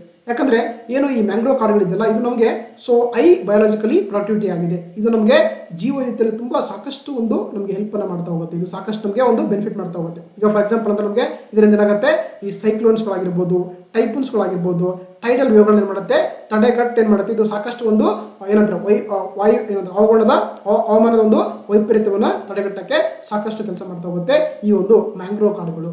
ಓಕೆನಾ? ಅದಕ್ಕೆ ಏನಂದ್ರೆ ಒಂದು ಸ್ಕೀಮ್ ಮಾಡಿದ್ರೆ ಅದನ್ನ ಮಿಸ್ತಿ ಅಂತ ಕರೀತಾರೆ. ಇದ್ರ ಏನಂದ್ರೆ ಈ ಒಂದು ಸ್ಕೀಮ್ ಮುಖ್ಯ ಉದ್ದೇಶ ಅಂದ್ರೆ ಮ್ಯಾಂಗ್ರೋ ಕಾಡುಗಳನ್ನ ರೀಫಾರೆಸ್ಟೇಷನ್ ಅಂದ್ರೆ ಮರು ಅರಣ್ಯೀಕರಣ ಮಾಡುವಂಥದ್ದು, ಅಫಾರೆಸ್ಟೇಷನ್ ಮಾಡೋದ್ರ ಮುಖಾಂತರ ಏನಂದ್ರೆ ನಮ್ಮ ದೇಶದಲ್ಲಿ ಈ ಒಂದು ಮ್ಯಾಂಗ್ರೋ ಕಾಡುಗಳನ್ನು ಬೆಳೆಸುವಂಥದ್ದು ಈ ಯೋಜನೆಯ ಮುಖ್ಯ ಉದ್ದೇಶವಾಗಿದೆ. ನೋಡಿ ನಮ್ಮ ದೇಶದಲ್ಲಿ ಬಂದಾಗ ಪ್ರೆಸೆಂಟ್ ಆಗಿ ಸುಮಾರು 540 ಸ್ಕ್ವೇರ್ ಕಿಲೋಮೀಟರ್ ಅಂತಂದ್ರೆ ಆಕ್ಚುಲಿ ಮ್ಯಾಂಗ್ರೋ ಕಾಡುಗಳಿದೆ. ಅದು ನಮ್ಮ ದೇಶದ ಸುಮಾರು 9 ಕರಾವಳಿ ಜಿಲ್ಲೆಗಳಲ್ಲಿ ಜೊತೆಗೆ 4 ಕೇಂದ್ರಾಡಳಿತ ಪ್ರದೇಶಗಳ ಆಕ್ಚುಲಿ ಇದ್ರೆ ಈ ಒಂದು ಮ್ಯಾಂಗ್ರೋ ಕಾಡುಗಳು ನಮಗೆ ಕಂಡು ಬರ್ತವೆ. ಸೊ ಹಾಗಾಗಿ option D is the right answer. Next ನೋಡ್ತಾ ಹೋಗೋಣ. ಕ್ಯಾಂಪಾ ನಿಧಿಯನ್ನ ಇವರಿಂದ ರಚಿಸಲಾಗಿದೆ ಕೊಟ್ಟಿದ್ದಾರೆ. The CAMPA fund is created by ಅಂತ ಕೇಳ್ತಾರೆ. ನೋಡಿ ಕ್ಯಾಂಪಾ ಅಂತ ಒಂದು ಫಂಡ್ ಬರುತ್ತೆ, ಅದನ್ನ ಯಾರು ಕ್ರಿಯೇಟ್ ಮಾಡ್ತಾರೆ ಅಂತ ಕೇಳ್ತಾರೆ. ಆಕ್ಚುಲಿ ಅದನ್ನ ಕ್ರಿಯೇಟ್ ಮಾಡಿದ್ದು ಭಾರತದ ಸರ್ವೋಚ್ಚ ನ್ಯಾಯಾಲಯ. ಸುಪ್ರೀಂ ಕೋರ್ಟ್ ಆಫ್ ಇಂಡಿಯಾ ಏನ್ ಮಾಡುತ್ತೆ, ಈ ಒಂದು ಕಂಪಾ ಅಥವಾ ಕ್ಯಾಂಪಾ ಫಂಡ್ ಅನ್ನ ಏನಂದ್ರೆ ಇನಿಷಿಯೇಟ್ ಮಾಡ್ತಾ ಹೋಗುತ್ತೆ. ಸೊ ಹಾಗಾಗಿ option C is the right answer. ನೋಡಿ ನಮಗೆ ಒಂದು ಫಂಡ್ ಬರುತ್ತೆ ಕ್ಯಾಂಪಾ ಫಂಡ್ ಅಂತ ಕರೀತಾರೆ. ಅದು ಕಂಪಾ ಅಥವಾ ಕ್ಯಾಂಪ್ ಅಂತ ಕರಿಬಹುದು. ಏನಂಗಂದ್ರೆ ನೋಡಿ ಕಂಪಾ ಅಥವಾ ಕ್ಯಾಂಪಾ ಅಂತಂದ್ರೆ compensatory afforestation fund management and planning authority ಅಂತ ಕರೀತಾರೆ. ಓಕೆನಾ? ಇದ್ರ ಬಗ್ಗೆ ನೋಡ್ತಾ ಹೋಗೋಣ. ನೋಡಿ ಇದನ್ನ 2002ರಲ್ಲಿ ಏನ್ ಮಾಡ್ತಾರೆ ಅಂದ್ರೆ ಸುಪ್ರೀಂ ಕೋರ್ಟ್ ಒಂದು ನಿರ್ದೇಶನ ಮೇರೆಗೆ ಏನ್ ಮಾಡ್ತಾರೆ, ಈ ಒಂದು ಫಂಡ್ ಅನ್ನ ಅಥವಾ ಕಂಪಾ ಫಂಡ್ ಅನ್ನ ಕ್ರಿಯೇಟ್ ಮಾಡ್ತಾರೆ. ಓಕೆನಾ? ಈಗ ಫಾರ್ ಎಕ್ಸಾಂಪಲ್ ತಗೊಂಡು ನೋಡಿ, ಈಗ ಒಂದೇನಂದ್ರೆ ಒಂದು ಫಾರೆಸ್ಟ್ ಏರಿಯಾ ಇದೆ. ಇಲ್ಲಿ ಏನ್ ಮಾಡ್ತಾರೆ, ಈ ಫಾರೆಸ್ಟ್ ಏರಿಯಾ ಯಾರೋ ಬಂದು ಒಂದು ಕಂಪನಿ ಮಾಡ್ತಾರೆ, ಯಾವುದೋ ಒಂದು ಮ್ಯಾನುಫ್ಯಾಕ್ಚರಿಂಗ್ ಸೆಂಟರ್ ಮಾಡ್ತಾರೆ, ಯಾವುದೋ ಒಂದು ಉತ್ಪಾದನಾ ಘಟಕ ಮಾಡ್ತಾರೆ. ಫಾರ್ ಎಕ್ಸಾಂಪಲ್ ಯಾವುದೋ ನ್ಯಾಚುರಲ್ ಗ್ಯಾಸ್ ತೆಗಿತಾರೆ ಇಲ್ಲಿ, ಅಥವಾ ಯಾವುದೋ ಒಂದು ಸಿಮೆಂಟ್ ಫ್ಯಾಕ್ಟರಿ ಮಾಡ್ತಾ ಹೋಗ್ತಾರೆ. ಅವಾಗ ಏನಾಗುತ್ತೆ ಆಕ್ಚುಲಿ ಈ ಪ್ರದೇಶ ಏನಾಗುತ್ತೆ ಅಂದ್ರೆ ಫಾರೆಸ್ಟ್ ಅಂದ್ರೆ ಅರಣ್ಯ ಏನಾಗುತ್ತೆ, ಅದು ನಾಶ ಆಗುತ್ತೆ. ಅದಕ್ಕೆ ಅಂದ್ರೆ ಈ ಕಂಪನಿ ಇದೆಲ್ಲ ನೋಡೋಕ್ಕಾಗತ್ತೆ ಎಷ್ಟು ಅರಣ್ಯ ಪ್ರದೇಶ ನಾಶ ಆಗಿರುತ್ತೆ, ಅದಕ್ಕೆ ಅಂದ್ರೆ ಅಷ್ಟು ಅಮೌಂಟ್ ಅನ್ನ ಕೊಡಬೇಕಾಗುತ್ತೆ. ಅದನ್ನ ಏನು ಮಾಡ್ತಾರೆ, ಈ ಒಂದು ಕಂಪಾ ನಿಧಿಯಲ್ಲಿ ಇಟ್ಟಿರ್ತಾರೆ. ಅರ್ಥ ಆಯ್ತಾ? ಅದನ್ನ ಏನು ಮಾಡ್ತಾರೆ ಅಂದ್ರೆ ಆಕ್ಚುಲಿ ಬೇರೆ ಪ್ರದೇಶದಲ್ಲಿ ಅಂದರೆ ಎಷ್ಟು ಫಾರೆಸ್ಟ್ ಲಾಸ್ ಆಗಿರುತ್ತೆ ಅಲ್ಲಿ ಏನು ನಾನ್ ಫಾರೆಸ್ಟ್ ಏರಿಯಾ ಇರುತ್ತೆ ಅಲ್ಲಿ ಗಿಡ ಮರಗಳು ಬೆಳೆಸೋಕ್ಕೆ ಈ ಒಂದು ನಿಧಿಯನ್ನು ಬಳಕೆ ಮಾಡ್ತಾರೆ. That is called the CAMPA fund ಅಂತ ಕರೀತಾರೆ. ಕ್ಯಾಂಪಾ ಅಥವಾ ಕಂಪಾ ಫಂಡ್ ಅಂತ ಕರೀತಾರೆ. ನೋಡ್ತಾ ನೋಡಿ ಇಲ್ಲಿ ಗೊತ್ತಿದೆ ನೋಡಿ. ಇದನ್ನ ಸುಪ್ರೀಂ ಕೋರ್ಟ್ ಏನು ಮಾಡುತ್ತೆ 2002ರಲ್ಲಿ ಈ ಒಂದು ಫಂಡ್ ಅನ್ನ ಕ್ರಿಯೇಟ್ ಮಾಡ್ತಾ ಹೋಗುತ್ತೆ. ಇದರ ಮುಖ್ಯ ಉದ್ದೇಶ ಅಂದ್ರೆ ಆಕ್ಚುಲಿ ಏನು ಫಾರೆಸ್ಟ್ ಲಾಸ್ ಆಗಿರುತ್ತೆ ಅದನ್ನ ಮತ್ತೆ ರೀಫಾರೆಸ್ಟ್ ಮಾಡ್ಕೊಳ್ಳೋಕೆ ಈ ಫಂಡ್ ಅನ್ನು ಬಳಸ್ತಾ ಹೋಗ್ತಾರೆ. ಓಕೆ, ಸೊ ಹಾಗಾಗಿ ಇದರ ಒಂದು ಅಫಾರೆಸ್ಟೇಷನ್ ಮತ್ತೆ ರೀಜನರೇಷನ್ ಆಫ್ ಆಕ್ಟಿವಿಟೀಸ್ ಮಾಡುವಂಥದ್ದಕ್ಕೆ ಏನಂದ್ರೆ ಅದು ವಿಶೇಷವಾಗಿ ಏನು ಫಾರೆಸ್ಟ್ ಲ್ಯಾಂಡ್ ಡೈವರ್ಟ್ ಆಗಿ ನಾನ್ ಫಾರೆಸ್ಟ್ ಯೂಸ್ ಆಗಿರುತ್ತದೆ ಅಲ್ಲಿ ಏನಂದ್ರೆ ಈ ಫಂಡ್ ಬಳಸ್ಕೊಳ್ಳೋಕೆ ಅವಕಾಶ ಇರುತ್ತೆ. ಜೊತೆಗೆ ಪಾರ್ಲಿಮೆಂಟ್ ಏನ್ ಮಾಡುತ್ತೆ ಇದಕ್ಕೊಂದು ಆಕ್ಟ್ ಮಾಡುತ್ತೆ 2010ರಲ್ಲಿ, ಅದನ್ನ ಕಂಪ್ಯಾಕ್ಟ್ ಅಂತ ಕರೀತಾರೆ. ಸೊ ಹಾಗಾಗಿ ಜೊತೆಗೆ ಏನು ಒಂದು ಈಗ ಕಂಪಾ ಫಂಡ್ ಇದೆಯಲ್ಲ ಪ್ರೆಸೆಂಟ್ ಆಗಿದ್ರೆ ಅದನ್ನ ಪಬ್ಲಿಕ್ ಅಕೌಂಟ್ ಆಫ್ ಇಂಡಿಯಾದಲ್ಲಿ ಅದು ಸೆಂಟ್ರಲ್ಲಿ, ಅದೇ ರೀತಿ ಸ್ಟೇಟ್ ಅಲ್ಲಿ ಬಂದಾಗ ಪಬ್ಲಿಕ್ ಅಕೌಂಟ್ ಆಗಿ ಕೂಡ ರಾಜ್ಯದಲ್ಲಿ ಕ್ರಿಯೇಟ್ ಮಾಡ್ತಾ ಹೋಗ್ತಾರೆ. ಜೊತೆಗೆ ಈ ಫಂಡ್ ಏನು ಒಂದು ಕಂಪಾ ಫಂಡ್ ಇದೆಯಲ್ಲ ಇದರ ಒಂದು ಅಮೌಂಟ್ ಅನ್ನು ಏನು ಮಾಡುತ್ತೆ 90% ಅಮೌಂಟ್ ಅನ್ನ ಸ್ಟೇಟ್ಗಳಿಗೆ ಕೊಡ್ತಾರೆ. ಅಂದ್ರೆ ಕಂಪಾ ಫಂಡಿಗೆ ಬಂದಿರೋಂಥ ಅಮೌಂಟ್ ಇರುತ್ತಲ್ಲ, ಈಗ ಫಾರ್ ಎಕ್ಸಾಂಪಲ್ 100 rupees ಬಂದ್ರೆ ಅಥವಾ 1000 rupees ಬಂದ್ರೆ ಸೊ 90% ಸ್ಟೇಟಿಗೆ ಕೊಡ್ತಾರೆ, 10% ಆ ಫಂಡ್ ಅನ್ನ ಸೆಂಟ್ರಿಗೆ ಕೊಡ್ತಾರೆ. That is called the CAMPA fund ಅಂತ ಕರೀತಾರೆ. ಸೊ ಹಾಗಾಗಿ ನಮಗೆ ಸ್ಥಳದಲ್ಲಿ ಮೆನ್ಷನ್ ಮಾಡ್ತಾ ಹೋಗ್ತಾರೆ. ಸೊ ಹಾಗಾಗಿ ಇದು ಇಂಪಾರ್ಟೆಂಟ್ ಆಗುತ್ತೆ. ಓಕೆನಾ? ಇದನ್ನ ಕ್ರಿಯೇಟ್ ಮಾಡಿದ್ದು the supreme court of India. So ಹಾಗಾಗಿ option C is the right answer. Next ನೋಡ್ ತಗೋಣ. ಈ ಕೆಳಗಿನವುಗಳಲ್ಲಿ ಸರಿಯಾದ ಹೊಂದಾಣಿಕೆಯನ್ನ ಆಯ್ಕೆ ಮಾಡಿ ಅಥವಾ choose the correct match of the following ಅಂತ ಕೇಳ್ತಾರೆ. ನೋಡಿ, ಒಂದು ಕಡೆ ನಮಗೆ ಕಾಯ್ದೆಗಳು ಆಕ್ಟ್ಸ್ಗಳು ಕೊಟ್ಟಿದ್ದಾರೆ, ಇನ್ನೊಂದು ಕಡೆ ನಮಗೆ ಅದು ಸ್ಥಾಪಿತವಾಗಿರುವಂತಹ ವರ್ಷ ಅಥವಾ ಎಸ್ಟಾಬ್ಲಿಷ್ ಇಯರ್ ಕೊಟ್ಟಿದ್ದಾರೆ. ನೋಡ್ ತಗೋಣ. ಫಸ್ಟ್ ಪರಿಸರ ಸಂರಕ್ಷಣೆ ಕಾಯ್ದೆ ಅಥವಾ ಎನ್ವೈರನ್ಮೆಂಟಲ್ ಪ್ರೊಟೆಕ್ಷನ್ ಆಕ್ಟ್ ಅಂತಿದೆ.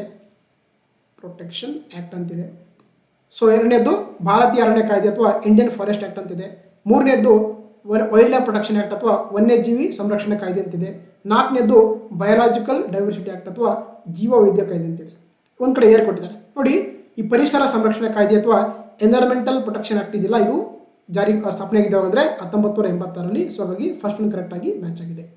ಅದೇ ರೀತಿ ಇಂಡಿಯನ್ ಫಾರೆಸ್ಟ್ ಆಕ್ಟ್ ಅಥವಾ ಭಾರತೀಯ ಅರಣ್ಯ ಕಾಯ್ದೆ ಇದೆಯಲ್ಲ ಅದು ಜಾರಿಗೆ ಬಂದ ಯಾವಾಗ ಅಂದ್ರೆ ಸೊ ಇದಾಗಿದ್ದು 1928ರಲ್ಲಿ. ಅದೇ ರೀತಿ wild life protection act of 1972 ಇದು ಕೂಡ ಕರೆಕ್ಟ್ ಆಗಿ ಮ್ಯಾಚ್ ಆಗಿದೆ. ಅದೇ ರೀತಿ ಬಯೋಲಾಜಿಕಲ್ ಡೈವರ್ಸಿಟಿ ಆಕ್ಟ್ ಬಂದಿದ್ದು ಯಾವಾಗ ಅಂದ್ರೆ 2002ರಲ್ಲಿ. ಸೊ ಹಾಗಾಗಿ ಎಲ್ಲ ಕೂಡ ಕರೆಕ್ಟ್ ಆಗಿ ಮ್ಯಾಚ್ ಆಗಿದೆ. ಸೊ ಹಾಗಾಗಿ A1, B2, C3, D4. ಹಾಗಾಗಿ option D is the right answer. ನೋಡಿ, ನಮಗೆ ಸರ್ವೇದಲ್ಲಿ ಮೆನ್ಷನ್ ಮಾಡ್ತಾ ಹೋಗ್ತಾರೆ.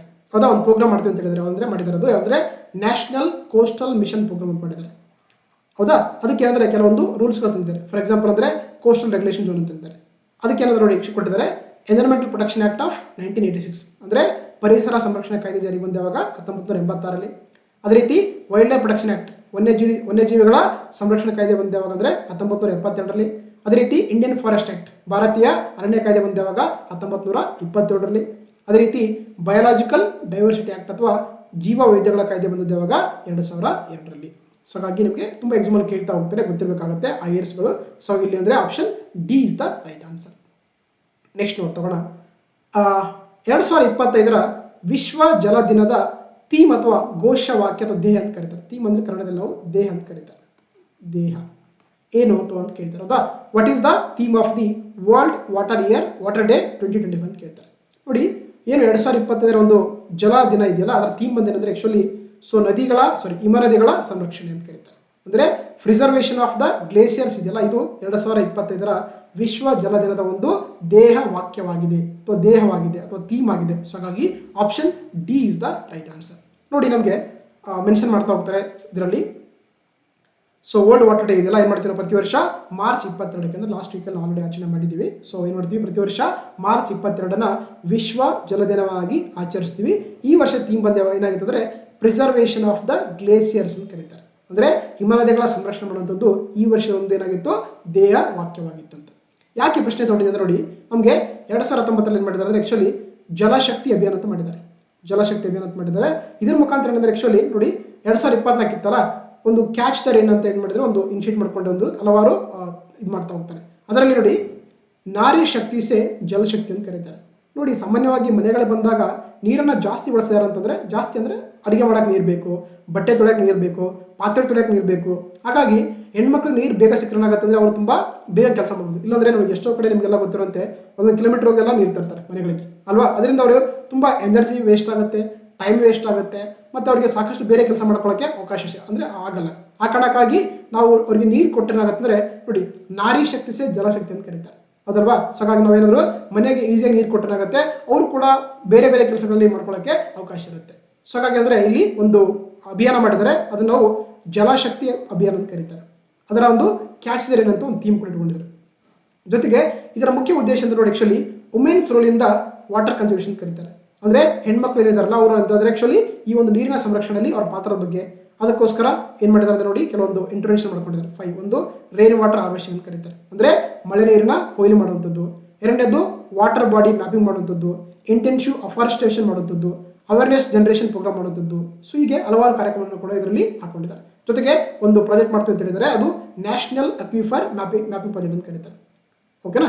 ಸೊ ಹಾಗಾಗಿ ಇಲ್ಲಿ ಸರಿಯಾದ ಉತ್ತರ ಬಂದು ಆಪ್ಷನ್ ಡಿ ಏನಾಗಿತ್ತು, ಅದು ಥೀಮ್ ಆಗಿತ್ತು. Option D is the right answer. Next ನೋಡ್ತಗೋಣ, ಭೂ ನೀರ್ ಪೋರ್ಟಲ್ ಅಂತ ಕರೀತಾರೆ. ಒಂದು ಹೊಸ ಪೋರ್ಟಲ್ ಮಾಡಿದ್ದಾರೆ, ಭೂ ನೀರ್ ಪೋರ್ಟಲ್ ಅನ್ನ ಇವರಿಂದ ಪ್ರಾರಂಭಿಸಿ ಕೊಟ್ಟಿದ್ದಾರೆ. ದ ಭೂ Neer portal was launched by ಅಂತ ಕೇಳ್ತಿದ್ದಾರೆ. ಸೊ ಹಾಗಾಗಿ ಏನು ಈ ಭೂ ನೀರ್ ಪೋರ್ಟಲ್ ಇದೆಯಲ್ಲ, ಇದು ಲಾಂಚ್ ಮಾಡಿದ್ದಾರೆ ಅಂತಂದ್ರೆ ಅದು ಕೇಂದ್ರ ಅಂತರ್ಜಲ ಪ್ರಾಧಿಕಾರ ಅಂತ ಕರೀತಾರೆ.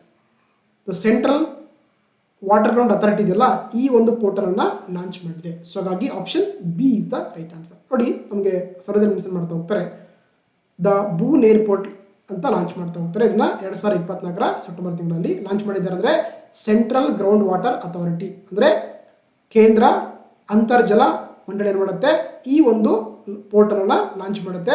ಇದರ ಮುಖ್ಯ ಉದ್ದೇಶ ಅಂದ್ರೆ ಆಕ್ಚುಲಿ ಏನು, ಅಂತರ್ಜಲದ ಏನು ಸಂಪನ್ಮೂಲ, ನೀರಿನ ಜಲ ಸಂಪನ್ಮೂಲ ಇದೆಯಲ್ಲ ಅದನ್ನ ನಿರ್ವಹಣೆ ಮಾಡುವಂಥದ್ದು, ನಿಯಂತ್ರಣ ಮಾಡುವಂಥದ್ದು, ಜೊತೆಗೆ ಅದನ್ನ ಪಾರದರ್ಶಕತೆ ಬಳಸುವಂಥದ್ದು ಈ ಒಂದು ಪೋರ್ಟಲ್ನ ಮುಖ್ಯ ಉದ್ದೇಶವಾಗಿದೆ ಅಂತ ಕರೀತಾರೆ. ವಿಶೇಷವಾಗಿ ಏನಂತಂದ್ರೆ ಆಕ್ಚುಲಿ ಅಂತರ್ಜಲ ನೀರನ್ನ ಸರಿಯಾಗಿ ಬಳಸ್ಕೊಳ್ಳೋಕೆ ಈ ಪೋರ್ಟಲ್ ಅಂದ್ರೆ ಒಂಥರ ವಾಚ್ಡಾಗ್ ಆಗಿ ಕೆಲಸ ಮಾಡ್ತಾ ಹೋಗುತ್ತೆ.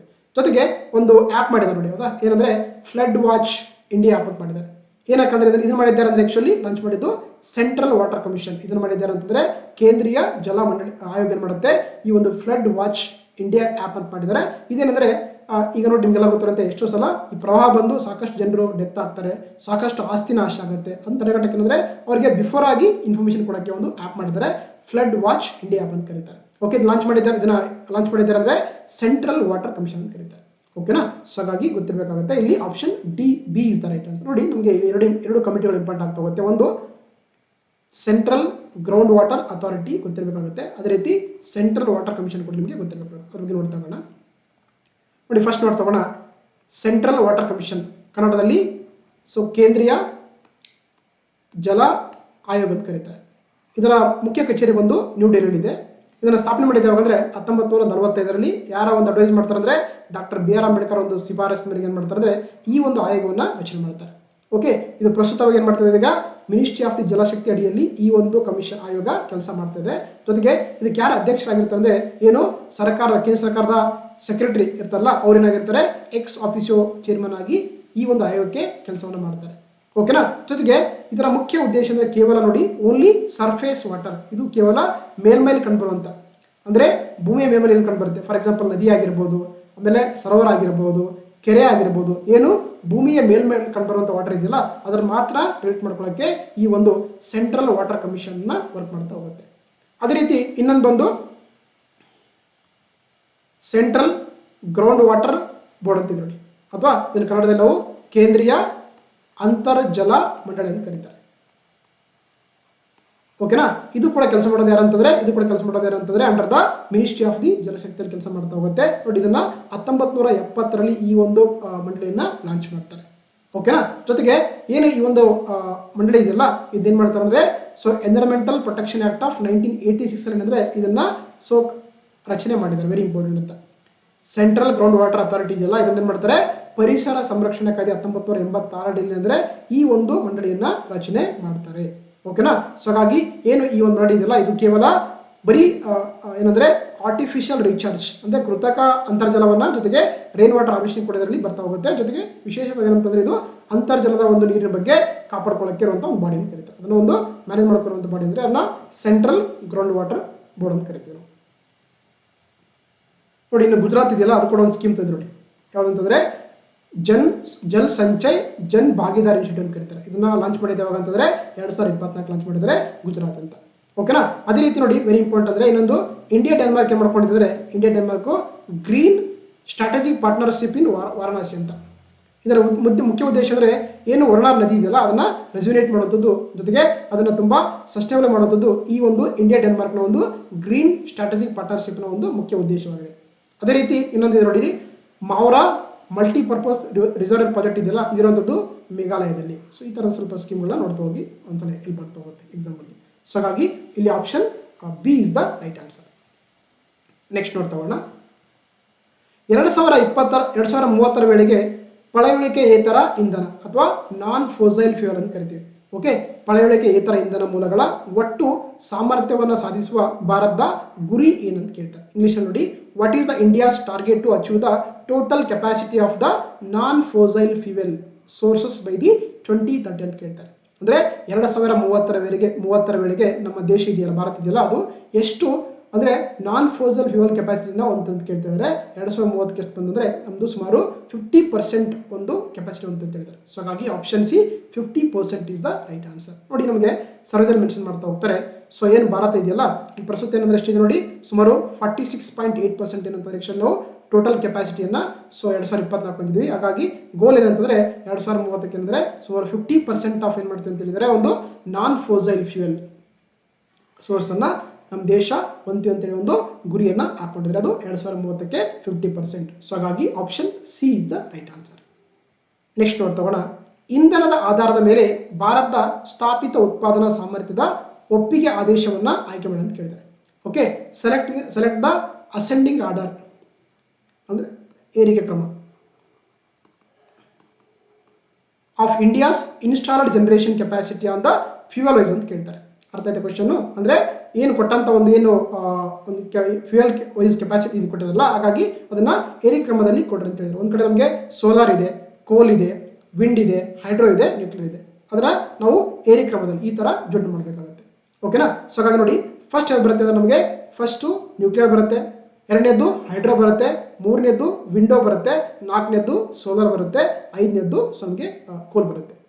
ಅಂದ್ರೆ ನಮಗೆ ಲೋಯೆಸ್ಟ್ ಬಂದು ಇಲ್ಲಿ ನ್ಯೂಕ್ಲಿಯರ್ ಇದೆ, ಹೈಯೆಸ್ಟ್ ಬಂದು ಕೋಲ್ ಇದೆ. ಸೊ ಹಾಗಾಗಿ option C is the right answer. ನೋಡಿ ನಮ್ಗೆ ಕೊಟ್ಟಿದ್ದಾರೆ ಮ್ಯಾಪ್ ನೋಡ್ತಾ ಹೋಗೋಣ ಸಮಯದಲ್ಲಿ. ಇಲ್ಲಿ ನಮಗೆ ಏನಂದ್ರೆ ಸೊ ಇನ್ಸ್ಟಾಲ್ಡ್ ಕೆಪಾಸಿಟಿ ಕೊಟ್ಟಿದ್ದಾರೆ, ಅದು ಫ್ಯೂಯಲ್ ವೈಸ್ ಅಂತೇಳಿ. ಫಸ್ಟ್ ಹೈಯೆಸ್ಟ್ ಯಾವ್ದು ಅಂದ್ರೆ ನೋಡಿ ಲೋಯೆಸ್ಟ್ ಬಂದಾಗ ಬರುತ್ತೆ. ಫಸ್ಟ್ ನೋಡಿ ನ್ಯೂಕ್ಲಿಯರ್ ಎಷ್ಟಿದೆ, ಜಸ್ಟ್ 1.80 ಇದೆ, ಲೋಯೆಸ್ಟ್ ಇದೆ. ಎರಡನೇದು ಬಂದಾಗ ಹೈಡ್ರೋ ಎಷ್ಟಿದೆ, 10.30% ಇದೆ. ನೆಕ್ಸ್ಟ್ ವಿಂಡ್ 10.50% ಇದೆ. ಸೆಕೆಂಡ್ ಅಲ್ಲಿ ಸೋಲಾರ್ ಇದೆ 20.60%. ಫಸ್ಟ್ ಅಲ್ಲಿ ಬಂದಾಗ ಹೈಯೆಸ್ಟ್ ಬಂದಾಗ ನಮಗೆ ಕೋಲ್ ಇದೆ ಎಷ್ಟಂತಂದ್ರೆ ಸೊ 46.2%. ಅಂದ್ರೆ ನಮಗೆ ಕೋಲ್ ಜಾಸ್ತಿ ಇದೆ, ನ್ಯೂಕ್ಲಿಯರ್ ಕಡಿಮೆ ಇದೆ ಅಂತ ಅರ್ಥ. ಸೊ ಅದ ಹೈಯೆಸ್ಟ್ ಬಂದಾಗ ಕೋಲ್ ಇದೆ, ಎರಡನೇದಲ್ಲಿ ಸೋಲಾರ್ ಇದೆ, ಮೂರನೇದು ವಿಂಡ್ ಇದೆ, ನಾಲ್ಕನೇದು ಹೈಡ್ರೋ ಇದೆ, ಐದನೇದು ನ್ಯೂಕ್ಲಿಯರ್ ಇದೆ. ಸೊ ಹಾಗಾಗಿ ಇಲ್ಲಿ ಕೊಟ್ಟದ್ದು ಅಸೆಂಡಿಂಗ್ ಆರ್ಡರ್ ಕೊಟ್ಟಿದ್ದಾರೆ. ಸೊ ಹಾಗಾಗಿ ನಮಗೆ option C is the right answer ಆಗುತ್ತೆ. ಓಕೆನಾ. ಎಸ್. ನೆಕ್ಸ್ಟ್ ನೋಡ್ತಾ ಹೋಗೋಣ. ಪ್ರಧಾನಮಂತ್ರಿ ಜನ್ಮನ್ ಅಥವಾ ಜನ್ಮಾನ್ ಯೋಜನೆಯನ್ನ ಇವರಿಂದ ಪ್ರಾರಂಭಿಸಲಾಗಿದೆ ಅಂತ ಕೊಟ್ಟಿದ್ದಾರೆ. ಪ್ರೈಮ್ ಮಿನಿಸ್ಟರ್ ಜಾನ್ಮಾನ್ ಸ್ಕೀಮೀಸ್ ಅಥವಾ ಜನ್ಮಾನ್ ಸ್ಕೀಮೀಸ್ ಲಾಂಚ್ ಅಂತ ಕೇಳ್ತಿದ್ದಾರೆ. ಸೊ ಹಾಗಾಗಿ ಈ ಪ್ರಧಾನಮಂತ್ರಿ ಜನ್ಮನ್ ಯೋಜನೆ ಇದೆಯಲ್ಲ ಇದನ್ನ ಲಾಂಚ್ ಮಾಡಿದ್ದಾರೆ ಅಂದ್ರೆ ಅದು ಬುಡಕಟ್ಟು ವ್ಯವಹಾರಗಳ ಸಚಿವಾಲಯ ಅಥವಾ ಇಂಗ್ಲಿಷ್ ನಾವು ministry of the tribal affairs ಏನ್ ಮಾಡುತ್ತೆ ಈ ಒಂದು ಯೋಜನೆಯನ್ನ ಲಾಂಚ್ ಮಾಡಿದೆ. ಸೊ ಹಾಗಾಗಿ option C is the right answer. ನೋಡಿ ಈ ಪ್ರಧಾನಮಂತ್ರಿ ಜನ್ಮನ್ ಯೋಜನೆ ಇದೆಯಲ್ಲ ಇದರ ಒಂದು ಫುಲ್ ಫಾರ್ಮ್ ನೋಡ್ತಾ ಹೋಗೋಣ. ನೋಡಿ ಪ್ರಧಾನಮಂತ್ರಿ ಜನಜಾತಿ ಆದಿವಾಸಿ ನ್ಯಾಯ ಮಾ ಅಭಿಯಾನ ಅಂತ ಕರೀತಾರೆ. ಇದರ ಒಂದು ಶಾರ್ಟ್ಕಟ್ ಫಾರ್ಮ್ ಬಂದು PM ಜನ್ಮನ್ ಅಂತ ಕರೀತಾರೆ. ಓಕೆನಾ. ಸೊ ಹಾಗಾಗಿ ಗೊತ್ತಿರಬೇಕಾಗುತ್ತೆ. ಇದರ ಮುಖ್ಯ ಉದ್ದೇಶ ಅಂದ್ರೆ ಆಕ್ಚುಲಿ ಏನು ಬುಡಕಟ್ಟು ಜನಾಂಗ ಇದಲ್ಲ ಅವರನ್ನ ಕೂಡ ಸಮಾಜದ ಮುನ್ನೆಲೆಗೆ ತರಲಿಕ್ಕೆ ಅವರಿಗೆ ಎಲ್ಲಾ ಅವಕಾಶಗಳನ್ನ ಎಲ್ಲ ಒಂದು ಮೂಲಭೂತ ಸೌಕರ್ಯ ಕೊಡುವಂಥದ್ದು ಈ ಒಂದು ಯೋಜನೆಯ ಮುಖ್ಯ ಉದ್ದೇಶವಾಗಿದೆ. ಗೊತ್ತಿಲ್ಲ. ಜೊತೆಗೆ ನಾವೇನ್ ಮಾಡ್ತೀವಿ ಅಂದ್ರೆ ಪ್ರತಿ ವರ್ಷ ನವೆಂಬರ್ 15 ಇದೆಯಲ್ಲ ಅದನ್ನ ಜನಜಾತಿಯ ಗೌರವ ದಿವಸ ಅಂತ ಆಚರಣೆ ಮಾಡ್ತೀವಿ. ಯಾಕಂತಂದ್ರೆ ಏನು ನವೆಂಬರ್ 15 ಇದೆಯಲ್ಲ ಅದು ನಮ್ಮ ಒಂದು ಏನು ಬಿರ್ಸಾ ಮುಂಡಾ ಅಂತ ಕೇಳಿದ್ರು, ಅವರೊಬ್ಬ ಫ್ರೀಡಮ್ ಫೈಟರ್, ಅವ್ರು ಹುಟ್ಟಿದ ದಿನ ಆಗಿದೆ. ಸೊ ಅವ್ರು ಅಂದ್ರೆ ಬಿರ್ಸಾ ಮುಂಡಾ ಅಂತ ಒಂದು ವ್ಯಕ್ತಿ ಇರ್ತಾರೆ. ಹಾಗಾಗಿ ಅವರ ಒಂದು ಹುಟ್ಟಿದ ದಿನಕ್ಕೆ ಏನ್ ಮಾಡ್ತಿದ್ದಾರೆ ನಾವು ಪ್ರತಿ ವರ್ಷ ಜನಜಾತಿಯ ಗೌರವ ದಿವಸ ಅಂತ ಆಚರಣೆ ಮಾಡ್ತಾರೆ ನವೆಂಬರ್ 15ಗೆ. ಓಕೆನಾ. ಸೊ ಹಾಗಾಗಿ ಇದನ್ನ ಲಾಂಚ್ ಮಾಡಿದ್ದಾರೆ ಅಂದ್ರೆ ಟ್ರೈಬಲ್ ಅಫೇರ್ಸ್ ಮಿನಿಸ್ಟರ್ ಮಾಡುತ್ತೆ ಈ ಒಂದು ಸ್ಕೀಮ್ ಅನ್ನ ಲಾಂಚ್ ಮಾಡಿದೆ. ಇದರ ಮುಖ್ಯ ಉದ್ದೇಶ ಅಂದ್ರೆ ಬುಡಕಟ್ಟು ಜನಾಂಗದವರಿಗೆ ಮೂಲಭೂತ ಸೌಕರ್ಯಗಳನ್ನು ಒದಗಿಸಿ ಅವರನ್ನು ಕೂಡ ಸಮಾಜದ ಮುನ್ನೆಲೆಗೆ ತರುವಂಥದ್ದು ಈ ಯೋಜನೆಯ ಮುಖ್ಯ ಉದ್ದೇಶವಾಗಿದೆ. ಸೊ ಹಾಗಾಗಿ option C is the right answer. Next ನೋಡ್ತಾ ಹೋಗೋಣ. ಪ್ರಧಾನಮಂತ್ರಿ ಸೂರ್ಯಘರ್ ಮುಫ್ತಿ ಬಿಜಿಲಿ ಯೋಜನಾ 2024 ಅಡಿಯಲ್ಲಿ ಎಷ್ಟು ಮನೆಗಳಿಗೆ ತಿಂಗಳಿಗೆ 300 ಯೂನಿಟ್ ವರೆಗೆ ಉಚಿತ ವಿದ್ಯುತ್ ನೀಡಲಾಗುವುದು ಅಂತ ಕೊಟ್ಟಿದ್ದಾರೆ. How many houses will be provided free electricity up to 300 units per month under the Pradhan Mantri Surya Ghar Mufti Bijli scheme ಅಂತ ಕೇಳ್ತಿದ್ದಾರೆ. ಸೊ ಹಾಗಾಗಿ ಏನ್ ಮಾಡ್ತಾರೆ ಅಂದ್ರೆ ಈ ಒಂದು ಯೋಜನೆಯಲ್ಲಿ ಸುಮಾರು 1 ಕೋಟಿ ಮನೆಗಳಿಗೆ ಏನ್ ಮಾಡ್ತೀವಿ ಅಂತ ಹೇಳಿದ್ರೆ ಸೊ 300 ಒಂದು ಯೂನಿಟ್ಸ್ ಅನ್ನು ಏನ್ ಮಾಡ್ತೀವಿ ಅಂದ್ರೆ ಫ್ರೀ ಆಗಿ ವಿದ್ಯುತ್ ನೀಡುತ್ತೆ ಅಂತ ಹೇಳಿದೆ. ಸೊ ಹಾಗಾಗಿ option C is the right answer. ನೋಡಿ ನಮಗೆ ಮೆನ್ಷನ್ ಮಾಡ್ತಾ ಹೋಗ್ತಾರೆ ಇದರಲ್ಲಿ ಒಂದು ಸ್ಕೀಮ್ ಮಾಡಿದರೆ ಪ್ರಧಾನ ಮಂತ್ರಿ ಸೂರ್ಯ ಘರ್ ಮುಫ್ತಿ ಬಿಜ್ಲಿ ಯೋಜನೆ ಅಂತ ಕರೀತಾರೆ. ಇದರ ಒಂದೇನಂದ್ರೆ ಸುಮಾರು 1 ಕೋಟಿ ಮನೆಗಳಿಗೆ ಏನಂತಂದ್ರೆ ಫ್ರೀ ಎಲೆಕ್ಟ್ರಿಸಿಟಿ ಕೊಡ್ತೀವಿ ಅಂತ ಹೇಳಿದ್ರೆ ಎಷ್ಟು up to 300 units every month ಅಂತ. ಓಕೆನಾ. ಸೊ ಹಾಗಾಗಿ ಇದರ ಬಗ್ಗೆ ನೋಡಿದ್ರೆ ಮೆನ್ಷನ್ ಮಾಡ್ತಾ ಹೋಗ್ತಾರೆ ಸಮಯದಲ್ಲಿ ಪ್ರಧಾನ ಮಂತ್ರಿ ಸೂರ್ಯ ಘರ್ ಮುಫ್ತಿ ಬಿಜ್ಲಿ ಯೋಜನೆ ಅಂತ ಕರೀತಾರೆ. ಓಕೆ ಅಂದ್ರೆ ಇದರ ಮುಖಾಂತರ ಏನ್ ಮಾಡ್ತಾರೆ ಆಕ್ಚುಲಿ ಮನೆಗಳಿಗೆ ಒಂದು ರೂಫ್ ಟಾಪ್ ಸೋಲಾರ್ ಅನ್ನು ಕೊಡುವುದು ಈ ಯೋಜನೆಯ ಮುಖ್ಯ ಉದ್ದೇಶವಾಗಿದೆ. ಇದರ ಮುಖಾಂತರ ಈ ಒಂದು ಎಲೆಕ್ಟ್ರಿಸಿಟಿಯನ್ನು ಕಡಿಮೆ ಮಾಡುವುದು ಅಂದ್ರೆ ಅದರ ಮೇಲೆ ಡಿಪೆಂಡೆನ್ಸ್ ಕಡಿಮೆ ಮಾಡುವುದು ಈ ಯೋಜನೆಯ ಮುಖ್ಯ ಉದ್ದೇಶವಾಗಿದೆ. ಹಾಗಾಗಿ option C is the right answer. Next ನೋಡ್ತಾ ಹೋಗೋಣ. ಇವುಗಳಲ್ಲಿ ಯಾವುದು ರಾಷ್ಟ್ರೀಯ ಜೈವಿಕ ಇಂಧನ ಕಾರ್ಯಕ್ರಮದ ಆಧಾರ ಸ್ತಂಭವನ್ನು ಕೇಳ್ತಾರೆ. Which one of the not and pillars of the national bio energy programme ಅಂತ ಕೇಳ್ತಾರೆ. ಓಕೆ ನೋಡ್ತಾ ಹೋಗೋಣ. ಸೊ 2030ರವರೆಗೆ 100% ಜೈವಿಕ ಇಂಧನವನ್ನು ತಲುಪುವಂಥದ್ದು ಕೊಟ್ಟಿದ್ದಾರೆ. ಎರಡನೇದು ತ್ಯಾಜ್ಯದಿಂದ ಇಂಧನ ಕಾರ್ಯಕ್ರಮ ಅಂದ್ರೆ ವೇಸ್ಟ್ ಟು ಎನರ್ಜಿ ಪ್ರೋಗ್ರಾಮ್ ಅಂತಿದೆ. ಮೂರನೇದು ಬಯೋಮಾಸ್ ಕಾರ್ಯಕ್ರಮ ಅಥವಾ ಬಯೋಮಾಸ್ ಪ್ರೋಗ್ರಾಮ್ ಅಂತಿದೆ.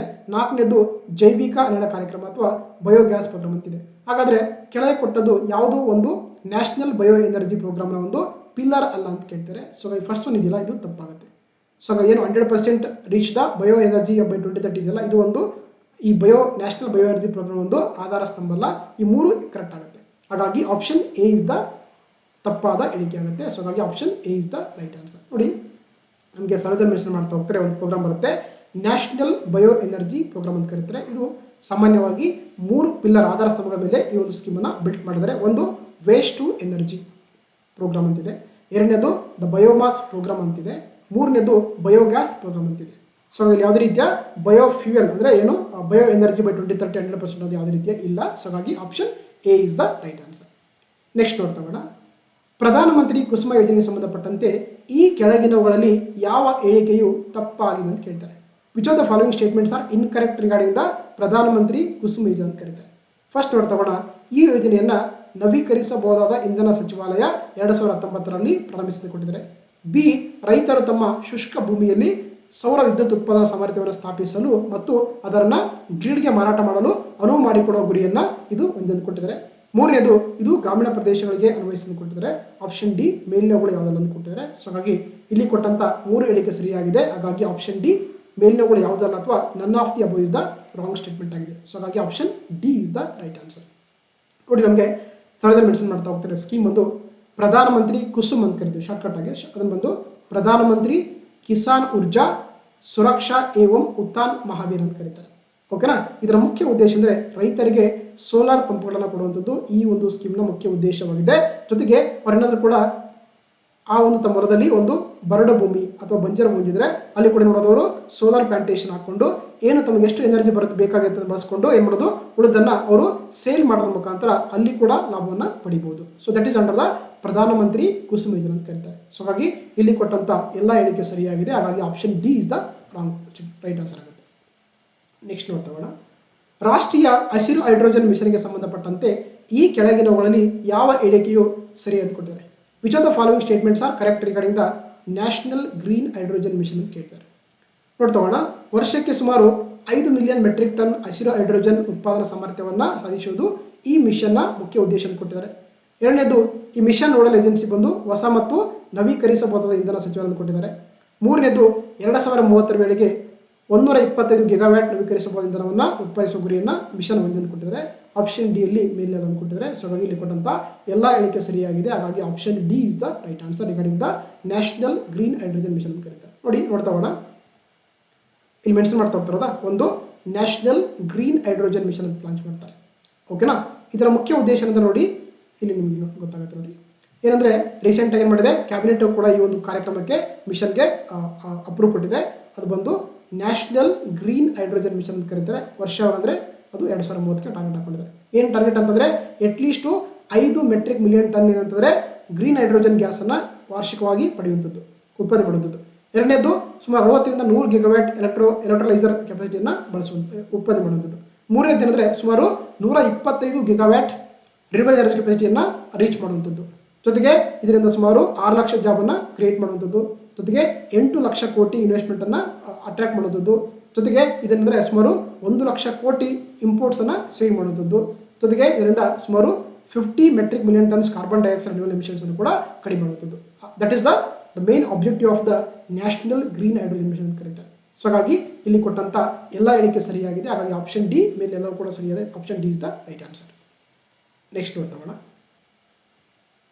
ಈ ಕೆಳಗಿನವುಗಳಲ್ಲಿ ಯಾವ ಹೇಳಿಕೆಯು ಸರಿ ಅಂತ ಕೊಟ್ಟಿದ್ದಾರೆ. Which of the following statements are correct ಅಂತ ಕೇಳ್ತಾರೆ. ನೋಡ್ತೋಣ.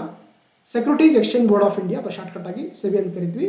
ಇದು ಭಾರತ ಷೇರು ಮಾರುಕಟ್ಟೆಯನ್ನು ನಿಯಂತ್ರಿಸುವುದನ್ನು ಕೊಟ್ಟಿದ್ದಾರೆ. ಬಿ ಬಂದು ಹಳದಿ ಬಾಂಡ್ಗಳು ಸೌರಶಕ್ತಿಗೆ ಸಂಬಂಧಪಟ್ಟಿವೆ ಅಂತ ಕೊಟ್ಟಿದ್ದಾರೆ. ಸಿ ಬಂದು ನೀಲಿ ಬಾಂಡ್ಗಳು ನೀರು ಮತ್ತು ನಗರ ವಲಯಕ್ಕೆ ಸಂಬಂಧಪಟ್ಟಂತೆ ಕೇಳ್ತಾರೆ. ಸೊ ಆಪ್ಷನ್ ಡಿ ಅಲ್ಲಿ ಮೇಲೆ ಅಂತ ಕೊಟ್ಟಿದ್ದಾರೆ. ಸೊ ಇಲ್ಲಿ ಕೊಟ್ಟಂತ ಎಲ್ಲ ಹೇಳಿಕೆ ಸರಿಯಾಗಿದೆ. ಹಾಗಾಗಿ option D is the right answer. ಹೌದಾ? ನೋಡಿ, ನಮಗೆಲ್ಲ ಗೊತ್ತಿರುತ್ತೆ ನಮ್ಮ ದೇಶದಲ್ಲಿ ಏನು ಶೇರ್ ಮಾರ್ಕೆಟ್ ಇದೆಯಲ್ಲ ಅದನ್ನ ಯಾರು ಮ್ಯಾನೇಜ್ ಮಾಡ್ತಾರೆ? ಅದು ಮ್ಯಾನೇಜ್ ಮಾಡೋದಾರೆ ಅಂದರೆ ಅದು SEBI, securities exchange board of India ಮಾಡುತ್ತೆ. ನಮ್ಮ ದೇಶದ ಒಂದು ಷೇರು ಮಾರುಕಟ್ಟೆಯನ್ನು ಕಂಟ್ರೋಲ್ ಅಥವಾ ರೆಗ್ಯುಲೇಟ್ ಮಾಡುವಂಥ ಒಂದು ಸಂಸ್ಥೆಯಾಗಿದೆ. ಓಕೆನಾ? ಅದೇ ರೀತಿ ಇದು ಕೆಲವೊಂದು ಬಾಂಡ್ಗಳು ಇಶ್ಯೂ ಮಾಡ್ತಾ ಹೋಗುತ್ತೆ. ಅದು ಬಂದು ಬ್ಲೂ ಬಾಂಡ್ಸ್ ಅಂತ ಕರೀತಾರೆ. ಏನಕ್ಕೆ ಬ್ಲೂ ಬಾಂಡ್ಸ್ ಅಂತ ಕರಿತೀವಿ ನೋಡಿ, ಆಕ್ಚುಲಿ ಇದು ನೀರಿನ ನಿರ್ವಹಣೆ ಮತ್ತು ಮರೈನ್ ಸೆಕ್ಟರ್ಗೆ ಸಂಬಂಧಪಟ್ಟಂತ ಒಂದು ಬಾಂಡ್ಸ್ಗಳನ್ನು ಕರಿತೀವಿ. ನಾವು ಸಾಮಾನ್ಯವಾಗಿ ಬ್ಲೂ ಬಾಂಡ್ಸ್ ಅಂತ ಕರೀತಾರೆ. ಓಕೆನಾ? ಅದೇ ರೀತಿ ಯೆಲ್ಲೋ ಬಾಂಡ್ಸ್ ಅಂದ್ರೆ ಏನು ಕರಿತೀವಿ ನಾವು? ಯೆಲ್ಲೋ ಬಾಂಡ್ಸ್ ಅಂದ್ರೆ they are related to the solar ಎನರ್ಜಿಗೆ ಸಂಬಂಧಪಟ್ಟಂತ ಬಾಂಡ್ಗಳನ್ನ ಯೆಲ್ಲೋ ಬಾಂಡ್ಸ್ ಅಂತ ಕರೀತಾರೆ. ಓಕೆನಾ? ಸೊ ನೋಡಿ, ಈಗ ನಮಗೆ ಎನ್ವೈರನ್ಮೆಂಟ್ ಬಂದಾಗ ಕೆಲವೊಂದು ಒಂದು ಟರ್ಮ್ ಯೂಸ್ ಮಾಡ್ತೀವಿ ಹೋಗ್ತೀವಿ ನಾವು. ಎನ್ವೈರನ್ಮೆಂಟ್ ಬಂದಾಗ ಕೆಲವೊಂದು ಟರ್ಮ್ ಯೂಸ್ ಮಾಡ್ತೀವಿ ನಾವು. ಏನು ಕರಿತೀವಿ ಅದನ್ನ? ಇಂಟೆಂಡೆಡ್ ನ್ಯಾಷನಲಿ ಡಿಟರ್ಮಿನ್ಡ್ ಕಾಂಟ್ರಿಬ್ಯೂಷನ್ ಕರೀತಾರೆ. ಸೊ ಇಲ್ಲಿ ಕರೀತಾರೆ. ಹೌದಾ? ಇಂಟೆಂಡೆಡ್ ನ್ಯಾಷನಲಿ ಡಿಟರ್ಮಿನ್ಡ್ ಕಾಂಟ್ರಿಬ್ಯೂಷನ್ ಕರೀತಾರೆ. ಅಂದ್ರೆ ಏನು ಪರಿಸರಕ್ಕೆ ಸಂಬಂಧಪಟ್ಟಂತ ಏನು ಕಾಪ್ಗಳು ನಡೀತವೆ ಪ್ರತಿ ವರ್ಷ, ಅಲ್ಲಿ ಏನು ಮಾಡ್ತಾರೆ ಅಂದರೆ ಆ್ಯಕ್ಚುಲಿ ಪ್ರತಿಯೊಂದು ದೇಶಕ್ಕೂ ಕೂಡ ತಮ್ಮದೇ ಆದಂಥ ಒಂದು ಓನ್ ಟಾರ್ಗೆಟ್ಸ್ ಕೊಟ್ಟಿದ್ದಾರೆ. ಅವುಗಳನ್ನ ಏನು ಮಾಡಬೇಕು? ಪ್ರತಿ ವರ್ಷ ಅವರು ಸಬ್ಮಿಟ್ ಮಾಡಬೇಕಾಗುತ್ತೆ. ಅದನ್ನು ನಾವು ಇಂಟೆಂಡೆಡ್ ನ್ಯಾಷನಲಿ ಡಿಟರ್ಮಿನ್ಡ್ ಕಾಂಟ್ರಿಬ್ಯೂಷನ್ ಕರೀತಾರೆ. ಓಕೆನಾ? ಸೊ ಹಾಗಾಗಿ ಇಲ್ಲಿ ಕೊಟ್ಟಂತ ಎಲ್ಲ ಹೇಳಿಕೆ ಸರಿಯಾಗಿದೆ. ಸೊ ಹಾಗಾಗಿ option D all of the above is the right answer. ನೋಡಿ, ಯೆಲ್ಲೋ ಬಾಂಡ್ಸ್ ಅಂದ್ರೆ ಸೋಲಾರ್ ಎನರ್ಜಿ, ಬ್ಲೂ ಬಾಂಡ್ಸ್ ಅಂದ್ರೆ ವಾಟರ್ ಮತ್ತೆ ಮರೈನ್ ಸೆಕ್ಟರ್ ಅಂತ. ಸೊ ಹಾಗಾಗಿ option D is the right answer. Next ನೋಡ್ತೋಣ. ಭಾರತೀಯ ರಾಜ್ಯಗಳ ಅರಣ್ಯ ವರದಿಯನ್ನು ಪ್ರಕಟಿಸುವವರು ಯಾರು ಅಂತ ಕೇಳಿದ್ದಾರೆ. The Indian State Forest report is published by ಅಂತ ಕೇಳ್ತಾರೆ. ಹೌದಾ? ಸೊ ಹಾಗೆ ನೋಡಿ, ನಮ್ಗೆ ಏನು ಮಾಡ್ತಾ ಇದ್ದಾರೆ, ನಮ್ಮ ದೇಶದಲ್ಲಿ ಪ್ರತಿ 2 ವರ್ಷಕ್ಕೊಮ್ಮೆ ಒಂದು ಸರ್ವೆ ಮಾಡ್ತಾರೆ. ಅದನ್ನ ನಾವು ಇಂಡಿಯನ್ ಸ್ಟೇಟ್ಸ್ ಫಾರೆಸ್ಟ್ ರಿಪೋರ್ಟ್ ಅಂತ ಕರೀತಾರೆ. ಯಾರು ಇದನ್ನ ಸರ್ವೆ ಮಾಡ್ತಾರೆ ಅಂದರೆ, ಸರ್ವೆ ಮಾಡುವಂಥದ್ದು ಭಾರತೀಯ ಅರಣ್ಯ ಸಮೀಕ್ಷೆ ಅಥವಾ the forest survey of India ಮಾಡುತ್ತೆ. ಈ ಒಂದು ಸಂಸ್ಥೆ ಪ್ರತಿ 2 ವರ್ಷಕ್ಕೊಮ್ಮೆ ನಮ್ಮ ದೇಶದಲ್ಲಿ ಈ ಒಂದು ಅರಣ್ಯದ ಬಗ್ಗೆ, ರಾಜ್ಯಗಳ ಅರಣ್ಯಗಳ ಬಗ್ಗೆ ಒಂದು ಸಮೀಕ್ಷೆ ಮಾಡಿ ಸಬ್ಮಿಟ್ ಮಾಡುತ್ತೆ. ಅದನ್ನು ನಾವು ಭಾರತೀಯ ಅರಣ್ಯಗಳ ವರದಿ ಅಥವಾ ಇಂಡಿಯನ್ ಸ್ಟೇಟ್ ಫಾರೆಸ್ಟ್ ರಿಪೋರ್ಟ್ ಅಂತ ಕರೀತಾರೆ. ಓಕೆನಾ? ಸೊ ಹಾಗಾಗಿ option C is the right answer. ನೋಡಿ, ಇದು ಈ ವರ್ಷ ಕೂಡ ರಿಲೀಸ್ ಆಗಿದೆ. ಸೊ ಹಾಗಾಗಿ ನಿಮಗೆ ಎಕ್ಸಾಮ್ ಪಾರ್ಟ್ ಇಂಪಾರ್ಟೆಂಟ್, ಒಂದು ಕಡೆ ನೋಡಿಕೊಂಡು ನೋಟ್ಸ್ ಮಾಡ್ಕೊಳ್ಳಿ. ಇಲ್ಲಿ ಏನಂತಂದ್ರೆ ಯಾವ ರಾಜ್ಯದಲ್ಲಿ ಅತಿ ಹೆಚ್ಚು ಫಾರೆಸ್ಟ್ ಇದೆ, ಯಾವ ರಾಜ್ಯದಲ್ಲಿ ಅತಿ ಕಡಿಮೆ ಇದೆ, ಯಾವ ರಾಜ್ಯದಲ್ಲಿ ಫಾರೆಸ್ಟ್ ಪ್ರಮಾಣ ಜಾಸ್ತಿ ಆಗಿದೆ, ಯಾವ ರಾಜ್ಯದಲ್ಲಿ ಫಾರೆಸ್ಟ್ ಪ್ರಮಾಣ ಕಡಿಮೆ ಆಗಿದೆ, ಇವೆಲ್ಲನೂ ಕೂಡ ಒಂದು ಕಡೆ ನೋಟ್ ಮಾಡ್ಕೊಂಡ್ರೆ ನಿಮಗೆ ಮುಂದೆ ಬರುವಂಥ ಎಕ್ಸಾಮ್ಗಳಲ್ಲಿ ಹೆಲ್ಪ್ಫುಲ್ ಆಗುತ್ತೆ. ಓಕೆನಾ? ನೋಡಿ, ನಮಗೆ ಸರ್ವೆದಲ್ಲಿ ಮೆನ್ಷನ್ ಮಾಡ್ತಾ ಹೋಗ್ತಾರೆ. That is called the forest survey of India ಅಂತ ಕರೀತಾರೆ.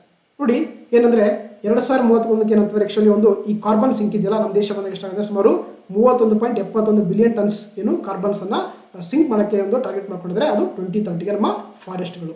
ಓಕೆನಾ? ಸೊ ಹಾಗೆ ಟ್ರೀ ಕವರ್ ಬಂದು ಎಷ್ಟು ಅಂತಂದ್ರೆ ಸುಮಾರು 2.5 to 3 billion tons of carbon dioxide ಮಾಡ್ತಾರೆ. ಆಕ್ಚುಲಿ 2030ಗೆ ಟ್ರೀ ಕವರ್ ಮುಖಾಂತರ ಒಂದು ಕಾರ್ಬನ್ ಸಿಂಕ್ ಅನ್ನ ಮಾಡ್ತೀವಿ ಅಂತ ಹೇಳ್ತಾರೆ. ಓಕೆನಾ? ಸೊ ಹಾಗಾಗಿ ಇಲ್ಲಿ ಬಂದು ಅದು forest survey of India, option B C is the right answer. Next ನೋಡ್ತೋಣ. ಹೊರ ಸೂಸುವಿಕೆ ಅಂತರ ವರದಿ ಅದು ಇಂಗ್ಲಿಷ್ ಬಂದಾಗ ನಾವು ಎಮಿಷನ್ ಗ್ಯಾಪ್ ರಿಪೋರ್ಟ್ ಅಂತ ಒಂದು ರಿಪೋರ್ಟ್ ಅನ್ನು ಪಬ್ಲಿಷ್ ಮಾಡ್ತಾರೆ ಪ್ರತಿ ವರ್ಷ. ಹಾಗಾದ್ರೆ ಇದನ್ನ ಯಾರು ಪಬ್ಲಿಷ್ ಮಾಡ್ತಾರೆ ಅಂತ ಕೇಳ್ತಾರೆ. ರಿಪೋರ್ಟ್ ಯಾವಂದ್ರೆ ಎಮಿಷನ್ ಗ್ಯಾಪ್ ರಿಪೋರ್ಟ್ ಅಂತ ಕರೀತಾರೆ. ಸೊ ಇದನ್ನ ಪಬ್ಲಿಷ್ ಯಾರು ಮಾಡ್ತಾರೆ ಪ್ರತಿ ವರ್ಷ ಬಂದು ಇದನ್ನು ಮಾಡುವಂಥದ್ದು ವಿಶ್ವಸಂಸ್ಥೆಯ ಪರಿಸರ ಕಾರ್ಯಕ್ರಮ ಅಥವಾ ಯುನೈಟೆಡ್ ನೇಷನ್ಸ್ ಎನ್ವೈರನ್ಮೆಂಟ್ ಪ್ರೋಗ್ರಾಮ್ ಅಂತ ಇದೆಯಲ್ಲ, ಅದೇನು ಮಾಡುತ್ತೆ ಪ್ರತಿ ವರ್ಷ ಈ ಒಂದು ಎಮಿಷನ್ ಗ್ಯಾಪ್ ರಿಪೋರ್ಟ್ ಅನ್ನ ಪ್ರತಿ ವರ್ಷ ಪಬ್ಲಿಷ್ ಮಾಡ್ತಾ ಹೋಗುತ್ತೆ. ಸೊ ಹಾಗಾಗಿ option C is the right answer. ನೋಡಿ, ನಮಗೆ ಸರ್ವೆದಲ್ಲಿ ಮೆನ್ಷನ್ ಮಾಡ್ತಾ ಹೋಗ್ತಾರೆ the emission gap report of 2020 ಅಂತ ಕರೀತಾರೆ. ಇದನ್ನ ಪಬ್ಲಿಷ್ ಮಾಡಿದಾರೆ ಅಂತಂದ್ರೆ ಯುನೈಟೆಡ್ ನೇಷನ್ಸ್ ಎನ್ವೈರನ್ಮೆಂಟ್ ಪ್ರೋಗ್ರಾಮ್ ಎನಿವಲಿ ಮಾಡ್ತಾ ಹೋಗುತ್ತೆ. ಅಂದ್ರೆ ಯಾವ ದೇಶಗಳು ಎಷ್ಟೆಲ್ಲ ಕಾರ್ಬನ್ ಎಮಿಷನ್ ಮಾಡ್ತಾ ಇದೆ ಅಂತ ಮಾಡುತ್ತೆ ಒಂದು ರಿಪೋರ್ಟ್ಗಳು ಕೊಡ್ತಾ ಹೋಗುತ್ತೆ ಈ ಒಂದು ರಿಪೋರ್ಟ್ ಮುಖಾಂತರ. That is called the emission gap report ಅಂತ ಕರೀತಾರೆ. ಸೊ ಹಾಗಾಗಿ option C is the right answer. Next ನೋಡ್ತೋಣ.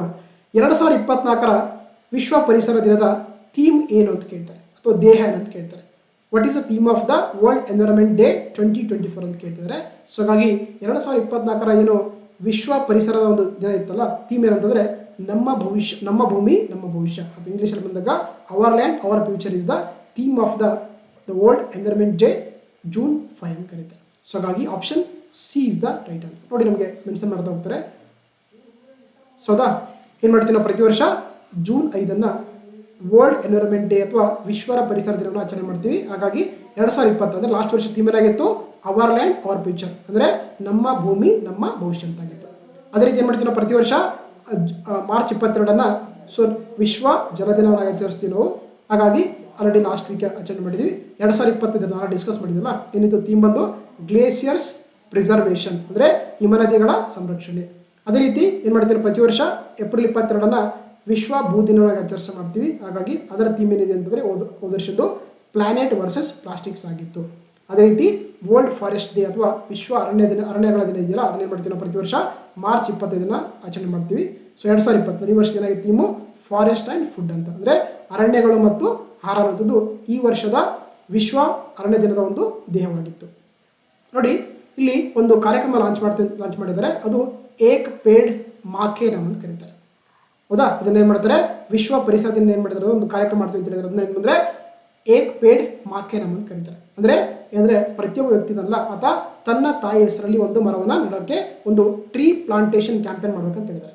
That is called ಏನಂತ ಏಕ್ ಪೇಡ್ ಮಾಕೆ ನಾಮ್ ಅಂತ ಕರೀತಾರೆ. ಅಂದ್ರೆ ಯಾವ ರೀತಿ ನಮ್ಮ ತಾಯಿಯನ್ನು ನಾವು ಪ್ರೀತಿ ಮಾಡ್ತೀವಿ, ಅದೇ ರೀತಿ ಕೂಡ ಭೂತಾಯಿಯನ್ನ ಕೂಡ ನಮ್ಮ ತಾಯಿ ಅಂತ ತಿಳ್ಕೊಂಡಿದ್ರೆ ಪ್ರತಿಯೊಬ್ಬರು ಕೂಡ ಏನಂತಂದ್ರೆ ಒಂದು ಸಸಿಯನ್ನ ನೆಡೋದು ಈ ಒಂದು ಕಾರ್ಯಕ್ರಮದ ಮುಖ್ಯ ಉದ್ದೇಶವಾಗಿದೆ ಅಂತ ಕರೀತಾರೆ. ಓಕೆನಾ. ಸೊ ಹಾಗಾಗಿ that is program is called the Ek Ped Maa Ke Naam ಕರೀತಾರೆ. ಸೊ ಹಾಗಾಗಿ ಇಲ್ಲಿ option C is the right answer.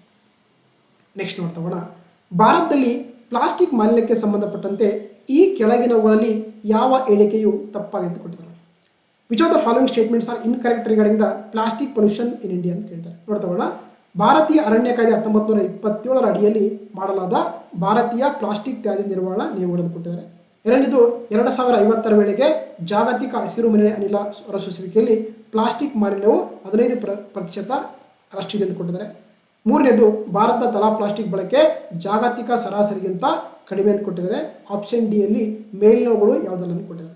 ಓಕೆನಾ. ಹಾಗಾದ್ರೆ ಈ ಕೊಟ್ಟಂತ 4 ಹೇಳಿಕೆಗಳಲ್ಲಿ ಯಾವುದು ತಪ್ಪಾಗಿದೆ ಅಂತಂದ್ರೆ, ಸೊ ಫಸ್ಟ್ ಒನ್ ಇದೆಯಲ್ಲ ಅದು ತಪ್ಪಾಗಿದೆ. ಸೊ ಅಂದ್ರೆ ಏನು the Indian plastic waste management rules ಇದೆಯಲ್ಲ, ಇದನ್ನ ಮಾಡುತ್ತೆ ಅಂದ್ರೆ ಮಾಡೋದು ಎನ್ವೈರನ್ಮೆಂಟಲ್ ಪ್ರೊಟೆಕ್ಷನ್ ಆಕ್ಟ್ 1986, ಅಂದ್ರೆ ಪರಿಸರ ಸಂರಕ್ಷಣೆ ಕಾಯ್ದೆ 1986 ಏನ್ ಮಾಡ್ತಾರೆ ಅಂದ್ರೆ ನಮ್ಮ ದೇಶದಲ್ಲಿ ಈ ಒಂದು ಪ್ಲಾಸ್ಟಿಕ್ ತ್ಯಾಜ್ಯ ನಿರ್ವಹಣಾ ನಿಯಮಗಳು ಮಾಡ್ತಾ ಹೋಗ್ತಾರೆ. ಹಾಗಾಗಿ ಇದನ್ನ ಇಂಡಿಯನ್ ಫಾರೆಸ್ಟ್ ಆಕ್ಟ್ ಅಲ್ಲಿ ಮಾಡಂಗಿಲ್ಲ. ಸೊ ಹಾಗಾಗಿ ನಮಗೆ ಫಸ್ಟ್ ಸ್ಟೇಟ್ಮೆಂಟು ತಪ್ಪಾಗುತ್ತೆ. ಅರ್ಥ ಆಯ್ತಾ. ಅಂದ್ರೆ ಏನು ಭಾರತೀಯ ಪ್ಲಾಸ್ಟಿಕ್ ತ್ಯಾಜ್ಯ ನಿರ್ವಹಣಾ ಒಂದು ನಿಯಮಗಳಿದೆಯಲ್ಲ, ಅದನ್ನು ಮಾಡೋದು ಪರಿಸರ ಸಂರಕ್ಷಣಾ ಕಾಯ್ದೆ 1986 ಅಡಿಯಲ್ಲಿ ಮಾಡ್ತಾ ಹೋಗ್ತಾರೆ.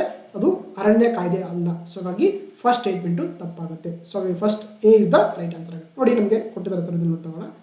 ಸೊ ಪ್ಲಾಸ್ಟಿಕ್ ಪೊಲ್ಯೂಷನ್ ಅಥವಾ ಏನು ಪ್ಲಾಸ್ಟಿಕ್ ಮಾಲಿನ್ಯ ಇದೆಯಲ್ಲ, ಇದು ಒಂದು ಇಡೀ ನಮ್ಮ ದೇಶ ಅಂತಲ್ಲ ಇಡೀ ಜಗತ್ತಿಗೆ ಒಂದು ದೊಡ್ಡ ಪ್ರಾಬ್ಲಮ್ಸ್ ಆಗಿರುವಂಥದ್ದು. ಯಾಕಂದ್ರೆ ಇದೇನಾಗುತ್ತೆ, ಪ್ಲಾಸ್ಟಿಕ್ಸು ಅಷ್ಟು ಬೇಗ ಡಿಗ್ರೇಡೇಷನ್ ಆಗಲ್ಲ ಅಲ್ವಾ, ಅಂದ್ರೆ ವಿಘಟನೆ ಆಗಂಗಿಲ್ಲ. ಅದರಿಂದ ನಮಗೆ ಸಾಕಷ್ಟು ಪ್ರಾಬ್ಲಮ್ಸ್ ಕ್ರಿಯೇಟ್ ಮಾಡ್ತಿದೆ. ನೋಡಿ ಇದರ ಸುಮಾರು ಅಂದ್ರೆ ನಮಗೆ 15% of global green house gas emissions by 2050 ಅಂತ ಕರೀತಾರೆ. ಅಂದ್ರೆ ಏನು ಈ ಹಸಿರುಮನೆ ಅನಿಲಗಳು ಬಿಡುಗಡೆ ಮಾಡುವಂತ 100% ಅನಿಲದಲ್ಲಿ 15% ನಮಗೆ ಪ್ಲಾಸ್ಟಿಕ್ ಪೊಲ್ಯೂಷನ್ ಇಂದ ಬರುತ್ತೆ ಅಂತ ಹೇಳ್ತಾರೆ. ಅದು 2050ಕ್ಕೆ. ಓಕೆನಾ. ಇನ್ನು ನೋಡಿ ಈ ಪರ್ ಕ್ಯಾಪಿಟಾ ಪ್ಲಾಸ್ಟಿಕ್ ಕನ್ಸಂಪ್ಷನ್ ಅಂತ ಹೇಳ್ತೀವಿ. ಅಂದ್ರೆ ನಮ್ಮ ದೇಶದಲ್ಲಿ ಬಂದಾಗ ಏನು ಪ್ರತಿಯೊಬ್ಬ ವ್ಯಕ್ತಿ ಏನು ಪೊಲ್ಯೂಷನ್ ಅಂದ್ರೆ ಪ್ಲಾಸ್ಟಿಕ್ ಅನ್ನ ಬಳಕೆ ಮಾಡ್ತಾನೆ. ನಮ್ದು ಬಂದಾಗ ಎಷ್ಟಿದೆ ನೋಡಿ 14 kg ಇದೆ, 14 kg ಇದೆ.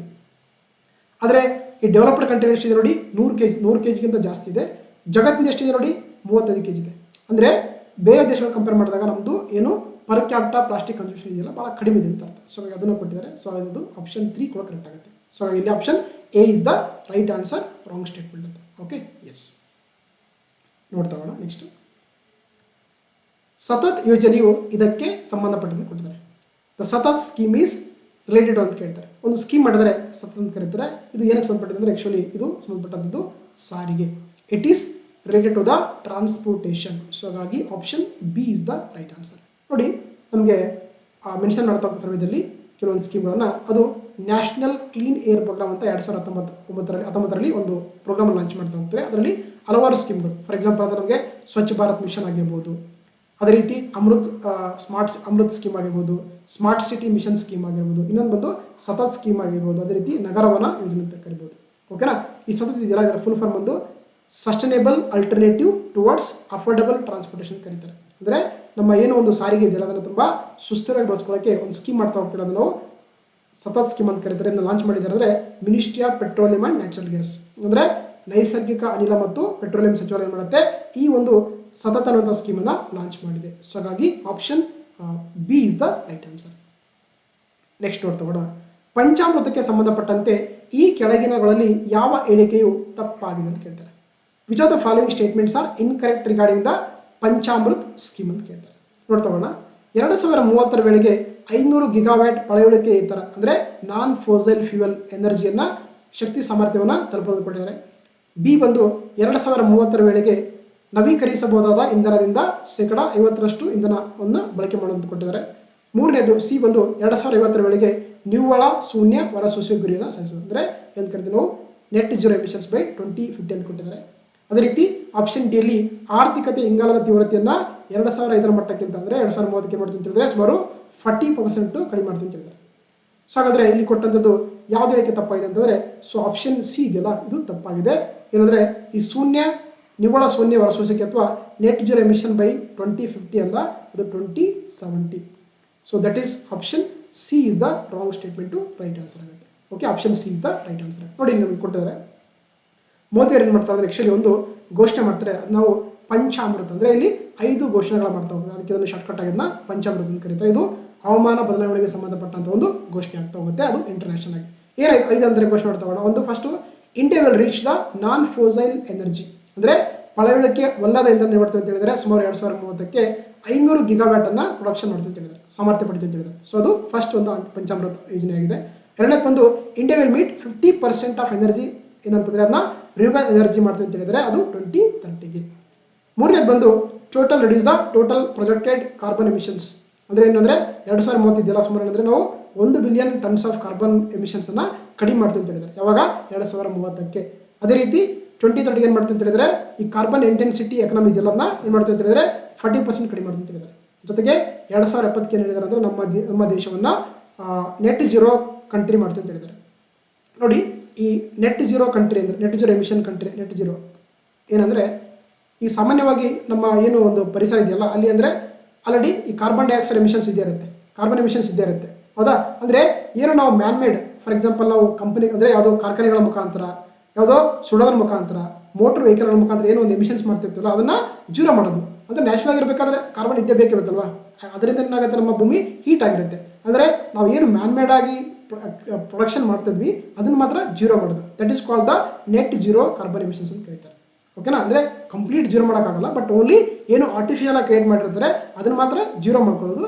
ನ್ಯಾಚುರಲ್ ಆಗಿ ಏನು ಪ್ರೊಡಕ್ಷನ್ ಆಗುತ್ತೆ ಇದ್ದೇ ಇರುತ್ತೆ, that is called the net zero emissions ಅಂತ ಕರೀತಾರೆ. ಅದನ್ನ 2070 ಹಾಕೊಂತಾರೆ.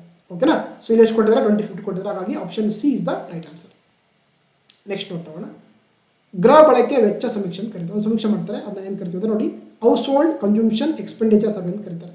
ಹಾಗಾದ್ರೆ ಈ ಒಂದು ಸರ್ವೆ ಅಂದ್ರೆ ಗೃಹ ಬಳಕೆ ವೆಚ್ಚ ಸಮೀಕ್ಷೆನ ಯಾರು ಮಾಡ್ತಾರೆ ಅಂತ ಕೇಳ್ತಾರೆ. ಇದನ್ನ ಮಾಡೋದಾರೆ ಅಂದ್ರೆ ರಾಷ್ಟ್ರೀಯ ಸಾಂಖ್ಯಿಕ ಕಚೇರಿ ಅಥವಾ ನ್ಯಾಷನಲ್ ಸ್ಟ್ಯಾಟಿಸ್ಟಿಕಲ್ ಆಫೀಸ್ ಇದೆಯಲ್ಲ ಇದೇನು ಮಾಡುತ್ತೆ ಈ ಒಂದು ಸರ್ವೆಯನ್ನ ಕಂಡಕ್ಟ್ ಮಾಡುತ್ತೆ. ಸೊ ಹಾಗಾಗಿ option B is the right answer. ನೋಡಿ ನಮಗೆ ಇಲ್ಲಿ ಮೆನ್ಷನ್ ಮಾಡ್ತಾ ಹೋಗ್ತಾರೆ the house hold consumption expenditure survey ಅಂತ ಕರೀತಾರೆ. ಓಕೆನಾ. ಅದನ್ನ ಯಾರು ಮಾಡ್ತಾರೆ ಅಂದ್ರೆ ಅದನ್ನ ಮಾಡೋದು ನ್ಯಾಷನಲ್ ಸ್ಟ್ಯಾಟಿಸ್ಟಿಕಲ್ ಆಫೀಸ್ ಅಥವಾ ರಾಷ್ಟ್ರೀಯ ಸಾಂಖ್ಯಿಕ ಕಚೇರಿ ಮಾಡುತ್ತೆ ಪ್ರತಿ ವರ್ಷ. ಓಕೆನಾ. ಇದರ ಮುಖ್ಯ ಉದ್ದೇಶ ಅಂದ್ರೆ ನೋಡಿ ಈ ಸರ್ವೆ ಮುಖಾಂತರ ಏನಾಗುತ್ತೆ ಅಂದ್ರೆ ನಮ್ಮ ದೇಶದಲ್ಲಿ ಒಂದು ಬಡತನದ ಮಟ್ಟವನ್ನ, ಅದೇ ರೀತಿ ಅಸಮಾನತೆ ಮಟ್ಟವನ್ನ, ಜೊತೆಗೆ ಸಾಮಾಜಿಕ ಒಳಿತನ್ನು ಕೂಡ ಆಕ್ಚುಲಿ ಈ ಒಂದು ಸರ್ವೆ ಮುಖಾಂತರ ನಮಗೆ ಒಂದು ಸಾಮಾಜಿಕ ದೇಶಕ್ಕೆ ಗೊತ್ತಾಗುತ್ತೆ. ರೈಟ್. ಇಲ್ಲಿ ಏನಾಗುತ್ತೆ ಅಂದ್ರೆ ಇತ್ತೀಚೆಗೆಲ್ಲ ಹೌಸ್ ಹೋಲ್ಡ್ ಕನ್ಸ್ಯೂಮ್ಷನ್ ಬಂದಾಗ ನೋಡಿ ರೂರಲ್ ಅಂದ್ರೆ ಗ್ರಾಮೀಣ ಮಟ್ಟದವರಿಗೆ ಮತ್ತೆ ಅಂದ್ರೆ ನಗರ ಪ್ರದೇಶದವರಿಗೆ ಸಾಕಷ್ಟು ಡಿಫ್ರೆನ್ಸ್ ಇರುತ್ತೆ. ಅಂದ್ರೆ ಗ್ರಾಮೀಣ ಮಟ್ಟದಲ್ಲಿ ತುಂಬಾ ಕಡಿಮೆ ಖರ್ಚು ಮಾಡಿದ್ರೆ ಹೌಸ್ ಹೋಲ್ಡ್ ಆಗಿ, ನಗರ ಪರಿಸರ ಮಾಡಿದ್ರೆ ತುಂಬಾ ಜಾಸ್ತಿ ಖರ್ಚು ಮಾಡ್ತಾ ಹೋಗ್ತಾರೆ. ಅದ್ರ ಗ್ಯಾಪ್ ತುಂಬಾ ಇದೆ. ಬಟ್ ಇತ್ತೀಚೆಗೆ ಏನಾಗ್ತದೆ ಈ ಸರ್ವೆ ಪ್ರಕಾರ ತುಂಬಾ ನ್ಯಾರೋ ಆಗ್ತದೆ ಅಂತ ಹೇಳ್ತಾರೆ, ತುಂಬಾ ಕಡಿಮೆ ಆಗ್ತದೆ ಅಂತ ಹೇಳ್ತಾರೆ. ನೋಡಿ ಕೊಟ್ಟಿದ್ದಾರೆ ನಮಗೆ ನೋಡಿ ಈಗ. ಸೊ 2011 ತಗೊಂಡಾಗ ಎಷ್ಟಂದ್ರೆ ನೋಡಿ ಪರ್ ಮಂತ್ ಬಂದಾಗ ಸೊ ಇದು ರೂರಲ್ ಎಷ್ಟಂತೆ 1430 ರೂಪಾಯಿ ಖರ್ಚು ಮಾಡ್ತಾರೆ ಅಂತ ಕೊಟ್ಟಿದ್ದಾರೆ. ಅದೇ ರೀತಿ ಸಿಟಿಗಳು ಬಂದಾಗ ನಗರ ಬಂದಾಗ 2630 ಖರ್ಚು ಮಾಡ್ತಾರೆ ಅಂತ ಹೇಳ್ತಾರೆ. ಅದೇನಾಗುತ್ತೆ ಮೊದಲು ಅವಾಗ 84% ಡಿಫ್ರೆನ್ಸ್ ಇತ್ತು ನಮ್ಗೆ ಯಾರಿಗೆ ಹಳ್ಳಿ ಮತ್ತು ನಗರ ಪ್ರದೇಶಗಳ ಒಂದು ಮನೆಗಳ ವೆಚ್ಚ. ಈಗ ಎಷ್ಟಾಗಿದೆ ತುಂಬಾ ಕಡಿಮೆ ಆಗಿದೆ ಅಂತ ಹೇಳ್ತಾರೆ. ಎಷ್ಟಂದ್ರೆ ಸುಮಾರು ಡಿಫ್ರೆನ್ಸ್ ಬಂದು ಬರೀ 69 ಪಾಯಿಂಟ್ ಅಂದರೆ ನಿಯರ್ಲಿ 70% ಮಾತ್ರ ಇದೆ. ನೋಡಿ ಅಂದರೆ ರೂರಲ್ ಬಂದು 4122 ರೂಪಾಯಿ ಖರ್ಚು ಮಾಡಿದ್ರೆ ಸಿಟಿ ಅರ್ಬನ್ ಬಂದು 7,000 ರೂಪಾಯಿ ಖರ್ಚು ಮಾಡ್ತಾರೆ ಪರ್ ಮಂತ್ ಅಂತ. ಸೊ ದಟ್ ಈಸ್ ಅಂದರೆ ಇಬ್ಬರು ಮತ್ತೆ ಈಕ್ವಲ್ ಡಿಫ್ರೆನ್ಸ್ ಇದೆ, ಬಟ್ ಆದರೆ ಅದರ ಗ್ಯಾಪು ಈಗ ಇತ್ತೀಚೆಗೆ ಕಡಿಮೆ ಆಗ್ತಂತ ಹೇಳ್ತಾ ಇದ್ದಾರೆ ಈ ಒಂದು survey. That is called the house hold consumption expenditures ಅಂತ ಕಂಡಕ್ಟ್ ಮಾಡೋದು ನ್ಯಾಷನಲ್ ಸ್ಟ್ಯಾಟಿಸ್ಟಿಕಲ್ ಆಫೀಸ್ ಅಥವಾ ರಾಷ್ಟ್ರೀಯ ಸಾಂಖ್ಯಿಕ ಕಚೇರಿ. So option B is the right answer. Next ನೋಡಿ ತಗೋಣ. ಹೊಸ ಶಿಕ್ಷಣ ನೀತಿ 2020 ವೇಳೆಗೆ ಒಟ್ಟು ಹೊಸ ಶಿಕ್ಷಣ ನೀತಿ 2020 ಡ್ಯಾಶ್ ವೇಳೆಗೆ ಒಟ್ಟು ದಾಖಲಾತಿ ಅನುಪಾತವನ್ನು 100% ಮಾಡುವ ಗುರಿಯನ್ನ ಈ ವರ್ಷ ಡ್ಯಾಶ್ ವರ್ಷ ಒಂದೆಂದು ಕೊಟ್ಟಿದ್ದಾರೆ. ಅಂದರೆ the new education policy 2020 aims to achieve 100% gross enrolment ratio by the year ಅಂತ ಕೇಳ್ತಿದ್ದಾರೆ. ಅಂದರೆ ಏನು ನ್ಯಾಷನಲ್ ಎಜುಕೇಶನ್ ಪಾಲಿಸಿ ಅಥವಾ ನ್ಯೂ ಎಜುಕೇಶನ್ ಪಾಲಿಸಿ ಅಂತಿದೆಯಲ್ಲ 2020 ಏನು ಮಾಡಿದೆ ಒಂದು ಟಾರ್ಗೆಟ್ ಮಾಡ್ಕೊಂಡಿದೆ. ಏನಂತೆ 2030 ಇದೆಯಲ್ಲ ಏನು ಮಾಡ್ತಾರೆ ಅಂತ ಹೇಳಿದ್ರೆ ಅದಕ್ಕೆ ಸೊ 100% ಏನಂತಂದರೆ ಒಂದು ಗ್ರಾಸ್ ಎನ್ರೋಲ್ಮೆಂಟ್ ರೇಷಿಯೋ ಅಂದರೆ ಏನು ಒಂದು ದಾಖಲಾತಿ ಇದೆಯಲ್ಲ ಅದನ್ನು ಶಾಲೆಗಳಲ್ಲಿ 100% ಮಾಡಿದೆ ಅಂತ ಹೇಳಿದ್ದಾರೆ. ಸೊ ಹಾಗಾಗಿ ಅದು ಬೈ 2030 100%. ಹಾಗಾಗಿ option B is the right answer. ನೋಡಿ ಕೊಟ್ಟಿದ್ದಾರೆ ನಮ್ಮ ಸರ್ವೇದಲ್ಲಿ. ಸೊ ಏನು ನ್ಯೂ ಎಜುಕೇಶನ್ ಪಾಲಿಸಿ 2020 ಇದೆಯಲ್ಲ ಇದು ಗೊತ್ತಿರಲಿ. ಇಟ್ ಈಸ್ ಮೇಡ್ ಬೈ ಯಾರು K Kasturirangan. Very important. ಇದನ್ನ ಯಾರು ಮಾಡಿದ್ದಾರೆ ರಚನೆ ಮಾಡಿದ್ದಾರೆ ಅಂದರೆ ಕಸ್ತೂರಿ ರಂಗನ್ ಸಮಿತಿ ಏನು ಮಾಡುತ್ತೆ ಈ ಒಂದು ಪಾಲಿಸಿಯನ್ನು ಡ್ರಾಪ್ ಮಾಡಿದ್ದಾರೆ. ಓಕೆ, ಇದರ ಗುರಿ ಏನಂತಂದರೆ 100% ಗ್ರಾಸ್ ಎನ್ರೋಲ್ಮೆಂಟ್ ರೇಷಿಯೋ ಮಾಡ್ಕೊತೀವಿ ಯಾವಾಗಂತದ್ದು ಬೈ 2030ಗೆ. ಸೊ ಹಾಗಾಗಿ option B is the right answer. Next ನೋಡಿ ತಗೋಣ. ಪ್ರಧಾನಮಂತ್ರಿ ಶ್ರೀ ಯೋಜನೆ ಅಂತ ನೋಡಿ ಹೌದಾ, PM ಶ್ರೀ ಯೋಜನೆ ಅಂತ ಒಂದು ಯೋಜನೆ ಇದೆ. ಇದಕ್ಕೆ ಸಂಬಂಧಪಟ್ಟಂತೆ ಈ ಕೆಳಗಿನವುಗಳಲ್ಲಿ ಯಾವ ಹೇಳಿಕೆಯು ಸರಿ ಅಂತ ಕೊಟ್ಟರೆ which of the following statements are correct regarding the PM Shri ಅಂತ ಕೇಳ್ತಾರೆ. ನೋಡ್ತಗೋಣ. ಎ ಬಂದು ಇದು 2022ರಲ್ಲಿ ಕೇಂದ್ರ ಪ್ರಾಯೋಜಿತ ಯೋಜನೆ ಅಂದರೆ ಸೆಂಟ್ರಲಿ ಸ್ಪಾನ್ಸರ್ಡ್ ಸ್ಕೀಮ್ ಅಂತ ಕೊಟ್ಟಿದ್ದಾರೆ. ಎರಡನೇ ಬಿ ಬಂದು ಪ್ರತಿಯೊಬ್ಬ ವಿದ್ಯಾರ್ಥಿಯ ಯೋಗಕ್ಷೇಮ ಮತ್ತು ಸುರಕ್ಷತೆಯನ್ನು ಉತ್ತೇಜಿಸುವ ಅಂತರ್ಗತ ಮತ್ತು ಪೋಷಣೆಯ ವಾತಾವರಣ ರಚಿಸುವುದು ಈ ಯೋಜನೆಯ ಮುಖ್ಯ ಉದ್ದೇಶ ಅಂತ ಕೊಟ್ಟಿದ್ದಾರೆ. ಮೂರನೇದು ಕೇಂದ್ರ ಮತ್ತು ರಾಜ್ಯಗಳ ನಡುವೆ 60-40 ಅನುಪಾತದಲ್ಲಿ ಅನುದಾನ ನೀಡಲಾಗ್ತದೆ ಕೊಟ್ಟಿದ್ದಾರೆ. ಆಪ್ಷನ್ ಡಿ ಯಲ್ಲಿ ಮೇಲ್ನ ಎಲ್ಲವನ್ನು ಕೊಟ್ಟಿದ್ದಾರೆ. ಸೊ ಹಾಗಾಗಿ ಆಪ್ಷನ್ ಡಿ ಮೇಲೆಲ್ಲವೂ ಕೂಡ ಸರಿಯಾದ ಹೇಳಿಕೆಯಾಗಿದೆ. ಹಾಗಾಗಿ option D all of the above is the right answer. ನೋಡಿ ಒಂದು ಸ್ಕೀಮ್ ಮಾಡ್ತಾ ಹೋಗ್ತಾರೆ ಪ್ರಧಾನಮಂತ್ರಿ ಶ್ರೀ ಯೋಜನೆ ಅಂತ ಕರೀತಾರೆ. ನೋಡಿ ಸದನ ಮೆನ್ಷನ್ ಮಾಡ್ತಾ ಹೋಗ್ತಾರೆ ಹೌದಾ. ಸೊ ಪ್ರಧಾನಮಂತ್ರಿ ಶ್ರೀ ಅಂದ್ರೆ ಇಲ್ಲಿ ಕೊಟ್ಟಿದ್ದಾರೆ ನೋಡಿ. ಶ್ರೀ ಅಂದ್ರೆ ಏನಂದ್ರೆ ನೋಡಿ actually prime minister's schools for rising India ಅಂತ ಇದರ ಒಂದು ಫುಲ್ ಫಾರ್ಮ್ ಆಗಿದೆ. ಓಕೆನಾ. ಇದನ್ನೇನು ಮಾಡ್ತಾರೆ 2022ರಲ್ಲಿ ಒಂದು ಸ್ಕೀಮ್ ಅನ್ನು ಲಾಂಚ್ ಮಾಡ್ತಾರೆ as A centrally sponsored scheme ಅಂತ ಕರೀತಾರೆ. ಓಕೆನಾ. ಸೊ ಇದರ ಮುಖ್ಯ ಉದ್ದೇಶ ಅಂದ್ರೆ ಆಕ್ಚುಲಿ ವಿದ್ಯಾರ್ಥಿಗಳಿಗೆ ಒಂದು ಓದುವ ವಾತಾವರಣವನ್ನು ಕ್ರಿಯೇಟ್ ಮಾಡುವಂಥದ್ದು ಈ ಒಂದು ಯೋಜನೆಯ ಮುಖ್ಯ ಉದ್ದೇಶವಾಗಿದೆ. ಜೊತೆಗೆ ಇದಕ್ಕೆ ನಾನು ಹೇಳಿದಂಗೆ ಇದೊಂದು ಸೆಂಟ್ರಲಿ ಸ್ಪಾನ್ಸರ್ಡ್ ಸ್ಕೀಮ್ ಆಗಿದೆ. ಅಂದರೆ ಈ ಒಂದು ಯೋಜನೆಗೆ 60% ಫಂಡು ಸೆಂಟರ್ ಕೊಡುತ್ತೆ, 40% ಫಂಡು ಸ್ಟೇಟ್ ಕೊಡುತ್ತೆ. ಓಕೆನಾ. ಸೊ ಹಾಗಾಗಿ option D is the right answer. ನೋಡಿ ನಿಮಗೆ ಒಂದು ಹೋಮ್ವರ್ಕ್ ಏನಂದರೆ ಇಲ್ಲಿ ಕೆಲವೊಂದು ಸ್ಕೀಮ್ ಕೊಟ್ಟಿದ್ದಾರೆ. ಯಾವ್ದು ನಿಸ್ತಾ ಸ್ಕೀಮ್ ಅಂತಿದೆ, ವಿದ್ಯಾ ಪ್ರವೇಶನ್ ಸ್ಕೀಮ್ ಇದೆ. ಓಕೆನಾ. ಅದೇ ರೀತಿ ಸ್ಟಾರ್ ಸ್ಕೀಮ್ ಇದೆ, ದೀಕ್ಷಾ ಸ್ಕೀಮ್ ಇದೆ, ಪಾರಕ್ ಸ್ಕೀಮ್ ಇದೆ, PM ಶ್ರೀ ಇದೆ, ಉಲ್ಲಾಸ್ ಇದೆ, PM ಪೋಷಣ್ ಇದೆ. ಇದೆಲ್ಲ ಕೊಟ್ಟಿದ್ದಾರೆ. ಸೊ ಇವುಗಳ ಕೂಡ ಒಂದು ಕಡೆ ನೋಟ್ ಮಾಡ್ಕೊಳ್ಳಿ, ನಿಮಗೆ ಹೆಲ್ಪ್ಫುಲ್ ಆಗುತ್ತೆ. ನೋಡಿ ದೀಕ್ಷಾ ಅಂದ್ರೆ ಗೊತ್ತಿರಬೇಕಾಗುತ್ತೆ digital infrastructure for knowledge sharing ಅಂತಿದೆ. ಸ್ಟಾರ್ಸ್ ಯೋಜನೆ ಅಂತಂದ್ರೆ strengthening teacher learning results for states ಅಂತಿದೆ. ಪರಕ್ ಅಂತಂದ್ರೆ ಗೊತ್ತಿರಬೇಕಾಗುತ್ತೆ performance assessment review and analysis of knowledge for holistic development ಅಂತಿದೆ. ಉಲ್ಲಾಸ್ ಅಂತಂದ್ರೆ understanding of lifelong learning for all in society ಅಂತಿದೆ. PM Poshan scheme ಅಂತಂದ್ರೆ ಪ್ರಧಾನಮಂತ್ರಿ ಪೋಷಣ್ ಶಕ್ತಿ ನಿರ್ಮಾಣ ಅಂತಿದೆ. ಸೊ ಹಾಗಾಗಿ ಎಲ್ಲ ಸ್ಕೀಮ್ಗಳ ಬಗ್ಗೆ ಕೂಡ ಒಂದು ಕಡೆ ನೋಟ್ ಮಾಡ್ಕೊಂಡು ನಿಮಗೆ ಬರುವಂಥ ಎಕ್ಸಾಮ್ಗಳಿಗೆ ಹೆಲ್ಪ್ ಆಗುತ್ತೆ. ಓಕೆನಾ. ಸೊ ಹಾಗಾಗಿ ಇಲ್ಲಿ option D is the right answer. Next ನೋಡ್ತಗೋಣ. ಓಕೆ, ಇಲ್ಲಿ which are the following statements are correct ಅಂತ ಕೇಳ್ತಾರೆ. ಇಲ್ಲಿ ಕೊಟ್ಟಿರುವ ಯಾವ ಹೇಳಿಕೆಯು ಸರಿ ಅಂತ ನೋಡ್ತಗೋಣ. ನವಚೇತನ್ ಅಂತ ಒಂದು ಸ್ಕೀಮ್ ಮಾಡಿದ್ದಾರೆ. ನವಚೇತನವು ಜನನದಿಂದ 3 ವರ್ಷದವರೆಗಿನ ಮಕ್ಕಳ ಸಮಗ್ರ ಅಭಿವೃದ್ಧಿಯ ಮೇಲೆ ಕೇಂದ್ರೀಕರಿಸಿತು ಅಂತ ಕೊಟ್ಟಿದ್ದಾರೆ. ಬಿ ಆಪ್ಷನ್ ಅಲ್ಲಿ ಮಹಿಳಾ ಮತ್ತು ಮಕ್ಕಳ ಅಭಿವೃದ್ಧಿ ಸಚಿವಾಲಯವು ಬಾಲ್ಯ ಆರೈಕೆ ಮತ್ತು ಶಿಕ್ಷಣಕ್ಕಾಗಿ ರಾಷ್ಟ್ರೀಯ ಪಠ್ಯಕ್ರಮ 2024 ಆದರ್ಶ ಶೀಲ ಎಂಬ ಶೀರ್ಷಿಕೆಯಡಿ ಬಿಡುಗಡೆ ಮಾಡಿದೆ ಕೊಟ್ಟಿದ್ದಾರೆ. ಮೂರನೇದು ಆದರ್ಶ ಶೀಲವು ಅಂಗನವಾಡಿಗಳಲ್ಲಿ 3 ರಿಂದ 6 ವರ್ಷಗಳ ಕಲಿಕೆಯ ವಯಸ್ಸಿನವರಿಗೆ ಸಂಬಂಧಪಟ್ಟಂತೆ ಕೊಟ್ಟಿದ್ದಾರೆ. ಸೊ ಹಾಗಾದ್ರೆ ಇಲ್ಲಿ ಕೊಟ್ಟಂತ ಎಲ್ಲ ಹೇಳಿಕೆ ಸರಿಯಾಗಿದೆ. ಹಾಗಾಗಿ option D is the right answer. ನೋಡಿ option D all of the above is the right answer. ನಿಮಗೆ ಸರದಲ್ಲಿ ಮೆನ್ಷನ್ ಮಾಡ್ತಾ ಹೋಗ್ತಾರೆ. ಓಕೆ, ಒಂದು ಕರಿಕ್ಯುಲಮ್ ತರ್ತಾರೆ, ಅದೇನು ಕರಿತೀವಿ ನಾವು. ಸೊ ಯಾರು ministry of child and women and child development ಇದೆಯಲ್ಲ, ಏನು ಮಾಡ್ತಾರೆ, ಒಂದು ಡಾಟನ್ನು ಮಾಡ್ತಾ ಹೋಗ್ತಾರೆ. ಅದೇನು ಕರಿತೀವಿ ನಾವು ರಾಷ್ಟ್ರೀಯ ಪಠ್ಯಕ್ರಮ ಅಂತ ಕರೀತಾರೆ. ಇಲ್ಲಿ ನೋಡಿ, ಹೌದಾ. So early childhood care and education ಅಂತ ಕರೀತಾರೆ. ಅದನ್ನ ಬಂದು national curriculum for the ECC ಅಂತ ಕರೀತಾರೆ. ಓಕೆನಾ. ಅದಕ್ಕೆ ಅಂದರೆ ಕೆಲವೊಂದು ಪ್ರೋಗ್ರಾಮ್ ಮಾಡ್ತಾ ಹೋಗ್ತಾರೆ. ಒಂದು ಬಂದು ನವಚೇತನ್ ಅಂತ ಒಂದು ಪ್ರೋಗ್ರಾಮ್ ಮಾಡಿದ್ದಾರೆ. ಏನಂದ್ರೆ ಇದು ವಿಶೇಷವಾಗಿ ಏನು ಹುಟ್ಟಿನಿಂದ 3 ವರ್ಷದ ಮಕ್ಕಳಿಗೆ ಏನು ಮಾಡ್ತಾರೆ, ಇದು ಫೋಕಸ್ ಮಾಡ್ತಾ ಹೋಗುತ್ತೆ. ಅಲ್ಲಿ ನೋಡಿ ಅವರಿಗೆ ಸುಮಾರು 140 ಏಜ್ ರಿಲೇಟೆಡ್ ಆಗಿರುವಂಥ ಒಂದು ಆಕ್ಟಿವಿಟಿಗಳು ಮಾಡ್ತಾರೆ. ಸುಮಾರು 36 ತಿಂಗಳಲ್ಲಿ ಅವರಿಗೆ ಒಂದು ಬ್ರೈನ್ ಅನ್ನ ಶಾರ್ಪ್ ಮಾಡುವಂಥದ್ದು, ಅವರಿಗೆ ಒಂದು ಆಕ್ಟಿವಿಟಿ ಮಾಡುವಂಥದ್ದು ಈ ಒಂದು ಯೋಜನೆ ಮುಖ್ಯ ಉದ್ದೇಶವಾಗಿದೆ. ಅದನ್ನ ನವಚೇತನ್ ಅಂತ ಕರೀತಾರೆ. ಓಕೆ, ಇನ್ನೊಂದು ಸ್ಕೀಮ್ ಮೆನ್ಷನ್ ಮಾಡಿದ್ರೆ ಆದರ್ಶಶೀಲ ಅಂತ ಇದೆ ನೋಡಿ. ಓಕೆ, ಇದೇನಂದ್ರೆ ಆಕ್ಚುಲಿ ವಿಶೇಷವಾಗಿ 3 ರಿಂದ 6 ವರ್ಷದ ಮಕ್ಕಳಿಗೆ ಸೊ ಅವರಿಗೆ ಒಂದು ಲರ್ನಿಂಗ್ ಪ್ಲೇ ಬೇಸ್ ಅಂದ್ರೆ ಆಟದ ಮುಖಾಂತರ ಕಲಿಕೆ ಮಾಡುವಂಥದ್ದು ಈ ಒಂದು ಆದರ್ಶಶೀಲ ಕಾರ್ಯಕ್ರಮದ ಮುಖ್ಯ ಉದ್ದೇಶವಾಗಿದೆ. ಓಕೆನಾ. ಸೊ ಹಾಗಾಗಿ ಇಲ್ಲಿ ಕೊಟ್ಟಂತ ಎಲ್ಲ ಎಣಿಕೆ ಸರಿಯಾಗಿದೆ. ಹಾಗಾಗಿ option D is the right answer. Next ನೋಡ್ತಗೋಣ. ನಿಪುಣ್ ಭಾರತ್ ಮಿಷನ್ ಅಂತ ಒಂದು ಸ್ಕೀಮ್ ಮಾಡಿದ್ದಾರೆ.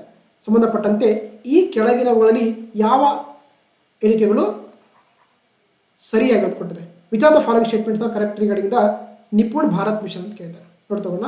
ಇದು ತಿಳುವಳಿಕೆ ಮತ್ತು ಸಂಖ್ಯಾಶಾಸ್ತ್ರದೊಂದಿಗೆ ಓದುವ ಪ್ರಾವೀಣ್ಯತೆಗಾಗಿ ರಾಷ್ಟ್ರೀಯ ಉಪಕ್ರಮವಾಗಿ ಕೊಟ್ಟಿದ್ದಾರೆ. ಅಂದರೆ it is an national wide for proficiency in reading with understanding and numeracy ಅಂತಿದೆ. ಬಿ ಇದು ಇದನ್ನ ಶಿಕ್ಷಣ ಸಚಿವಾಲಯ ಸ್ಥಾಪಿಸಿ ಕೊಟ್ಟಿದ್ದಾರೆ. ಮೂರನೇದು 3 ರಿಂದ 9 ವರ್ಷದ ವಯಸ್ಸಿನ ಮಕ್ಕಳ ಕಲಿಕೆಯ ಅಗತ್ಯವನ್ನು ಪೂರೈಸುವಂಥದ್ದು ಈ ಕಾರ್ಯಕ್ರಮದ ಗುರಿ ಅಂತ ಕೊಟ್ಟಿದ್ದಾರೆ. ಆಪ್ಷನ್ ಡಿ ಮೇಲ್ ಅಂತ ಕೊಟ್ಟಿದ್ದಾರೆ. ಸೊ ಹಾಗಾಗಿ ಇಲ್ಲಿ ಕೊಟ್ಟಂತ ಎಲ್ಲ ಎಣಿಕೆ ಸರಿಯಾಗಿದೆ. ಹಾಗಾಗಿ option D all of the above is the right answer. ನೋಡಿ, ಒಂದು ಸ್ಕೀಮ್ ಮಾಡಿದರೆ ನಿಪುಣ್ ಭಾರತ್ ಮಿಷನ್ ಅಂತ ಕರೀತಾರೆ. ಓಕೆ, ಇದ್ರ ನಿಪುಣ್ ಅಂದ್ರೆ ಗೊತ್ತಿರಬೇಕಾಗುತ್ತೆ. National initiative for proficiency in reading with understanding and numeracy ಅಂತ ಕರೀತಾರೆ.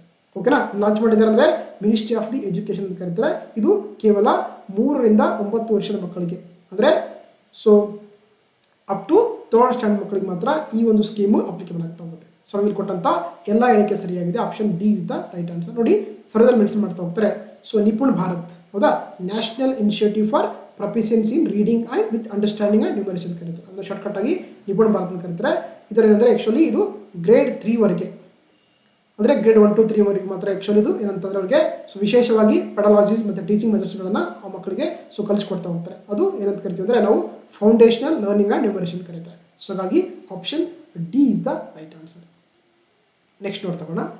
ಮಿಷನ್ ದಕ್ಷ ಮತ್ತು ಮಿಷನ್ ಅಂಕುರ್ ಕೆಳಗಿನವುಗಳಿಗೆ ಸಂಬಂಧಪಟ್ಟಂತೆ ಕೇಳ್ತಾರೆ. The mission Daksha and mission Ankur are related ಅಂತ ಕೇಳ್ತಾರೆ.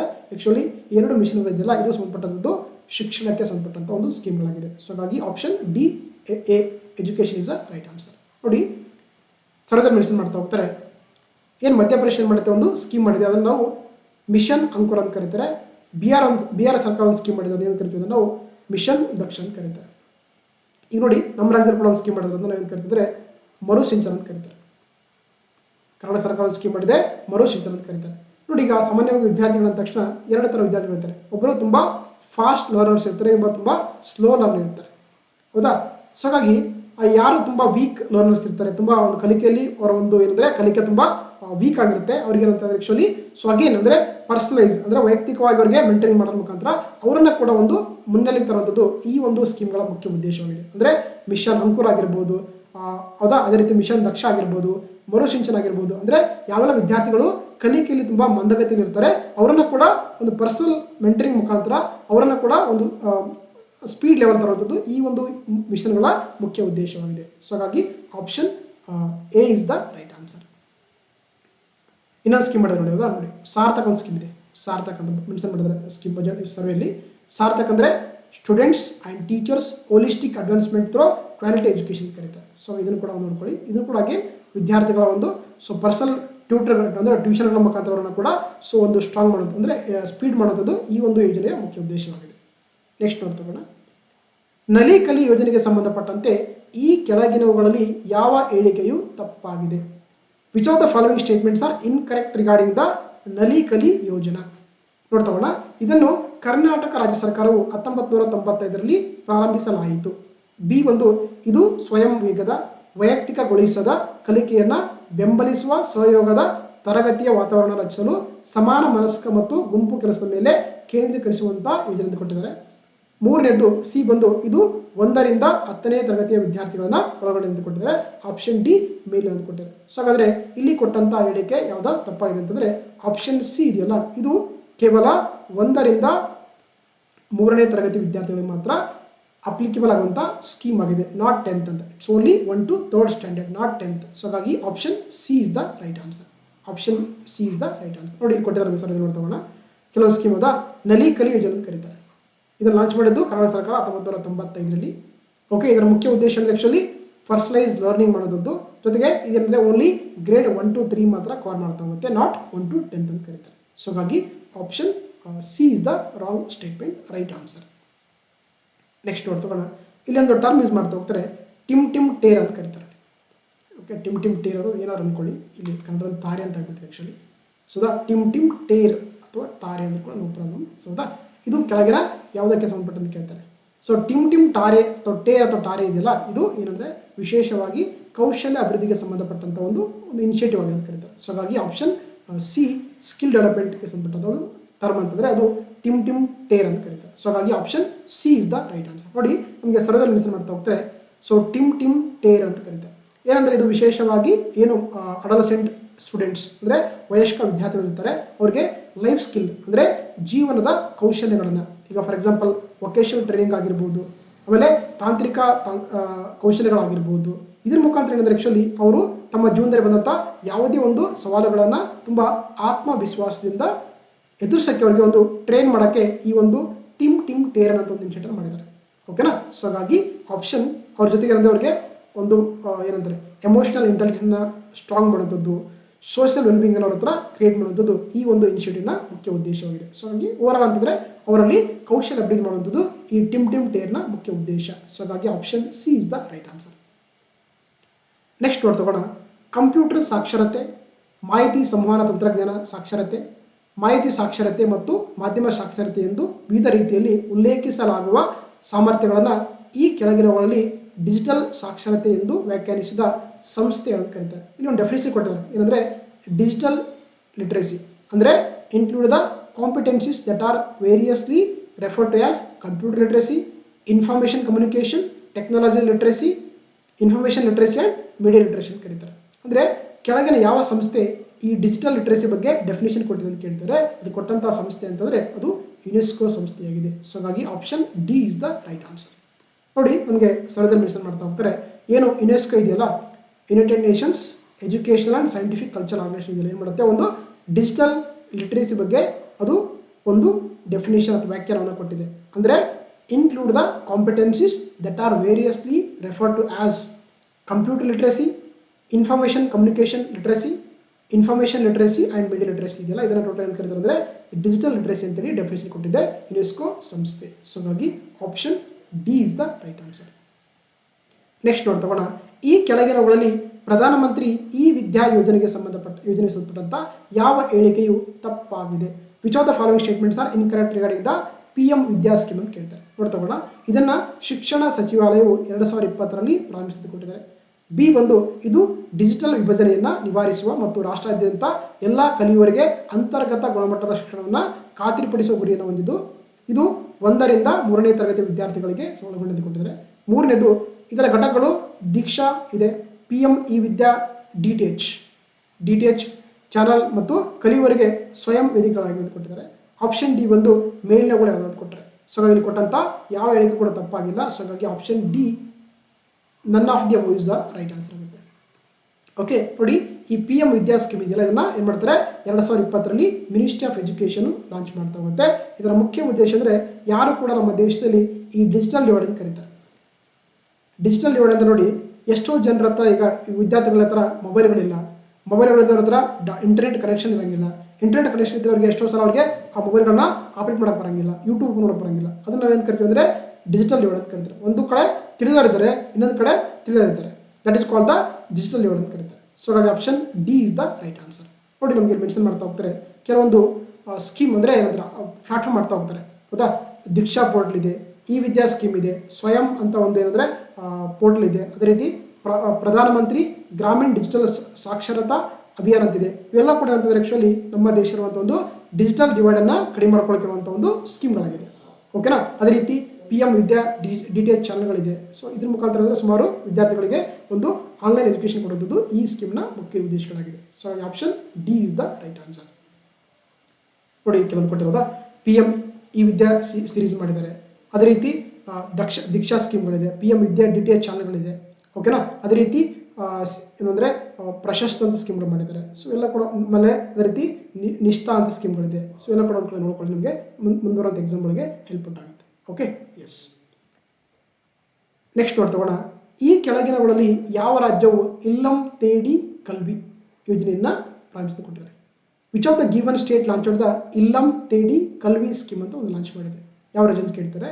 ಸೊ ಹಾಗಾಗಿ ಈ ಇಲ್ಲಂ ತೇಡಿ ಕಲ್ವಿ ಅಂತ ಯೋಜನೆ ಇದೆಯಲ್ಲ, ಲಾಂಚ್ ಮಾಡಿದ್ದು ತಮಿಳುನಾಡು. ಸೊ ಹಾಗಾಗಿ option D is the right answer, Tamil Nadu. ನೋಡಿ ನಿಮಗೆ ಸರದಲ್ಲಿ ಮೆನ್ಷನ್ ಮಾಡ್ತಾ ಹೋಗ್ತಾರೆ, ದ ಇಲ್ಲಂ ತೇಡಿ ಕಲ್ವಿ ಯೋಜನೆ ಇದೆಯಲ್ಲ, ಇದನ್ನು ಮಾಡಿದ್ದಾರೆ ಅಂದರೆ ತಮಿಳುನಾಡು ಸರ್ಕಾರ. ಏನಂತಂದರೆ ಈಗ ನೋಡಿ, ಕೋವಿಡ್ ಟೈಮಲ್ಲಿ ಎಷ್ಟೋ ವಿದ್ಯಾರ್ಥಿಗಳು ಎಕ್ಸಾಮ್ ಬರಲಿಲ್ಲದೆ ಪಾಸ್ ಆಗಿ ಅವರು ನೆಕ್ಸ್ಟ್ ಏನು ಎಕ್ಸಾಮ್ ಒಂದು ಎಜುಕೇಷನ್ ಬಂದಿದ್ದಾರಲ್ಲ, ಅವರು ತುಂಬ ಎಜುಕೇಷನ್ ತುಂಬ ವೀಕ್ ಆಗಿದ್ದಾರೆ. ಹೌದಾ. ಸೊ ಹಾಗಾಗಿ ಅವರು ತುಂಬ ಎಜುಕೇಷನ್ ವೀಕ್ ಆದಾಗ ಏನಾಗುತ್ತಂದರೆ ಸಾಕಷ್ಟು ಮತ್ತೆ ಎಷ್ಟೋ ಆ ಟೈಮಲ್ಲಿ ವಿದ್ಯಾರ್ಥಿಗಳಿಗೆ ಒಂದು ಆನ್ಲೈನ್ ಎಜುಕೇಷನ್ ಕೊಟ್ಟರು ಕೂಡ ಅವರಿಗೆ ಸರಿಯಾಗಿ ರೀಚ್ ಆಗಿಲ್ಲ. ಅದರಿಂದ ಅವರಿಗೆ ಆ ಒಂದು ಇಲ್ಲಿ ಕೂಡ ಒಂದು ಡಿಜಿಟಲ್ ಡಿವೈಡ್ ಒಂದೇನಾಗಿದೆ ಕ್ರಿಯೇಟ್ ಆಗಿದೆ. ಅದನ್ನು ರಿಸಾಲ್ವ್ ಮಾಡ್ಕೊಳ್ಳೋಕ್ಕೆ ತಮಿಳುನಾಡು ಏನು ಮಾಡಿದೆ ಸರ್ಕಾರ, ಈ ಒಂದು ಸ್ಕೀಮ್ ತಂದಿದೆ, ಇಲ್ಲಂ ತೇಡಿ ಕಲ್ವಿ ಯೋಜನೆ ಕರೀತಾರೆ. ಸೊ ಹಾಗಾಗಿ option B is the right answer. Next ನೋಡ್ತಗೋಣ. ಆರೋಗ್ಯ ನೀತಿಯ ಪ್ರಮುಖ ಆಧಾರ ಸ್ತಂಭಗಳು ಯಾವುವು ಅಂತ ಕೇಳ್ತಾರೆ. What are the key pillars of the health policy ಅಂತ ಕೇಳ್ತಾರೆ. ನೋಡ್ತಗೋಣ. ಇದು ಪ್ರಿವೆಂಟಿವ್ ಹೆಲ್ತ್ ಕೇರ್ ಅಂತಿದೆ. ಎರಡನೇದು early detection of the elements, ಅಂದರೆ ಆರಂಭಿಕ ಕಾಯಿಲೆಗಳ ಪತ್ತೆ ಅಂತಿದೆ, ಕಾಯಿಲೆಗಳ ಆರಂಭಿಕ ಪತ್ತೆ ಅಂತಿದೆ. ಮೂರನೇದು ಉಚಿತ ಮತ್ತು ಕಡಿಮೆ ವೆಚ್ಚದ ಚಿಕಿತ್ಸೆಗಳಂತಿದೆ, ಔಷಧಿಗಳಂತಿದೆ. ಸೊ ಆಪ್ಷನ್ ಡಿ ಮೇಲೆ ಎಲ್ಲವೂ ಕೂಡ ಸರಿಯಾದ ಉತ್ತರ ಆಗುತ್ತೆ. ಸೊ ಹಾಗಾಗಿ option D all of the above is the right answer. ನೋಡಿ ನಮಗೆ ಸರದಲ್ಲಿ ಮೆನ್ಷನ್ ಮಾಡ್ತಾ ಹೋಗ್ತಾರೆ. So key pillars of the health policy ಅಂದರೆ ಆರೋಗ್ಯ ನೀತಿಯ ಆಧಾರ ಸ್ತಂಭಗಳು ಟೋಟಲ್ ಆಗಿ ಇಲ್ಲಿ 5 ಕೊಟ್ಟಿದ್ದಾರೆ, ವೆರಿ ಇಂಪಾರ್ಟೆಂಟ್. ಒಂದು ಪ್ರಿವೆಂಟಿವ್ ಹೆಲ್ತ್ ಕೇರ್ ಅಂತಿದೆ. ಎರಡನೇದು early detection of the ailments ಅಂತಿದೆ. ಮೂರನೇದು free and low cost treatments and medicines ಅಂತಿದೆ. ನಾಲ್ಕನೇದು availability of the doctors in the rural areas ಅಂತಿದೆ, ಅಂದರೆ ಹಳ್ಳಿಗಳಲ್ಲಿ ಡಾಕ್ಟರ್ಗಳ ಲಭ್ಯತೆ. ಐದನೇದು expansion of the technology health ಅಂತಿದೆ. ನೋಡಿ ಈಗ ಫಾರ್ ಎಕ್ಸಾಂಪಲ್ ಅಂದರೆ ಫಸ್ಟ್ ನೋಡ್ತೋಣ, ಪ್ರಿವೆಂಟಿವ್ ಹೆಲ್ತ್ ಕೇರ್ ಅಂತಿದೆಯಲ್ಲ, ಇದಕ್ಕೋಸ್ಕರ ಹಲವಾರು ಸ್ಕೀಮ್ಗಳು ಮಾಡಿದ್ದಾರೆ.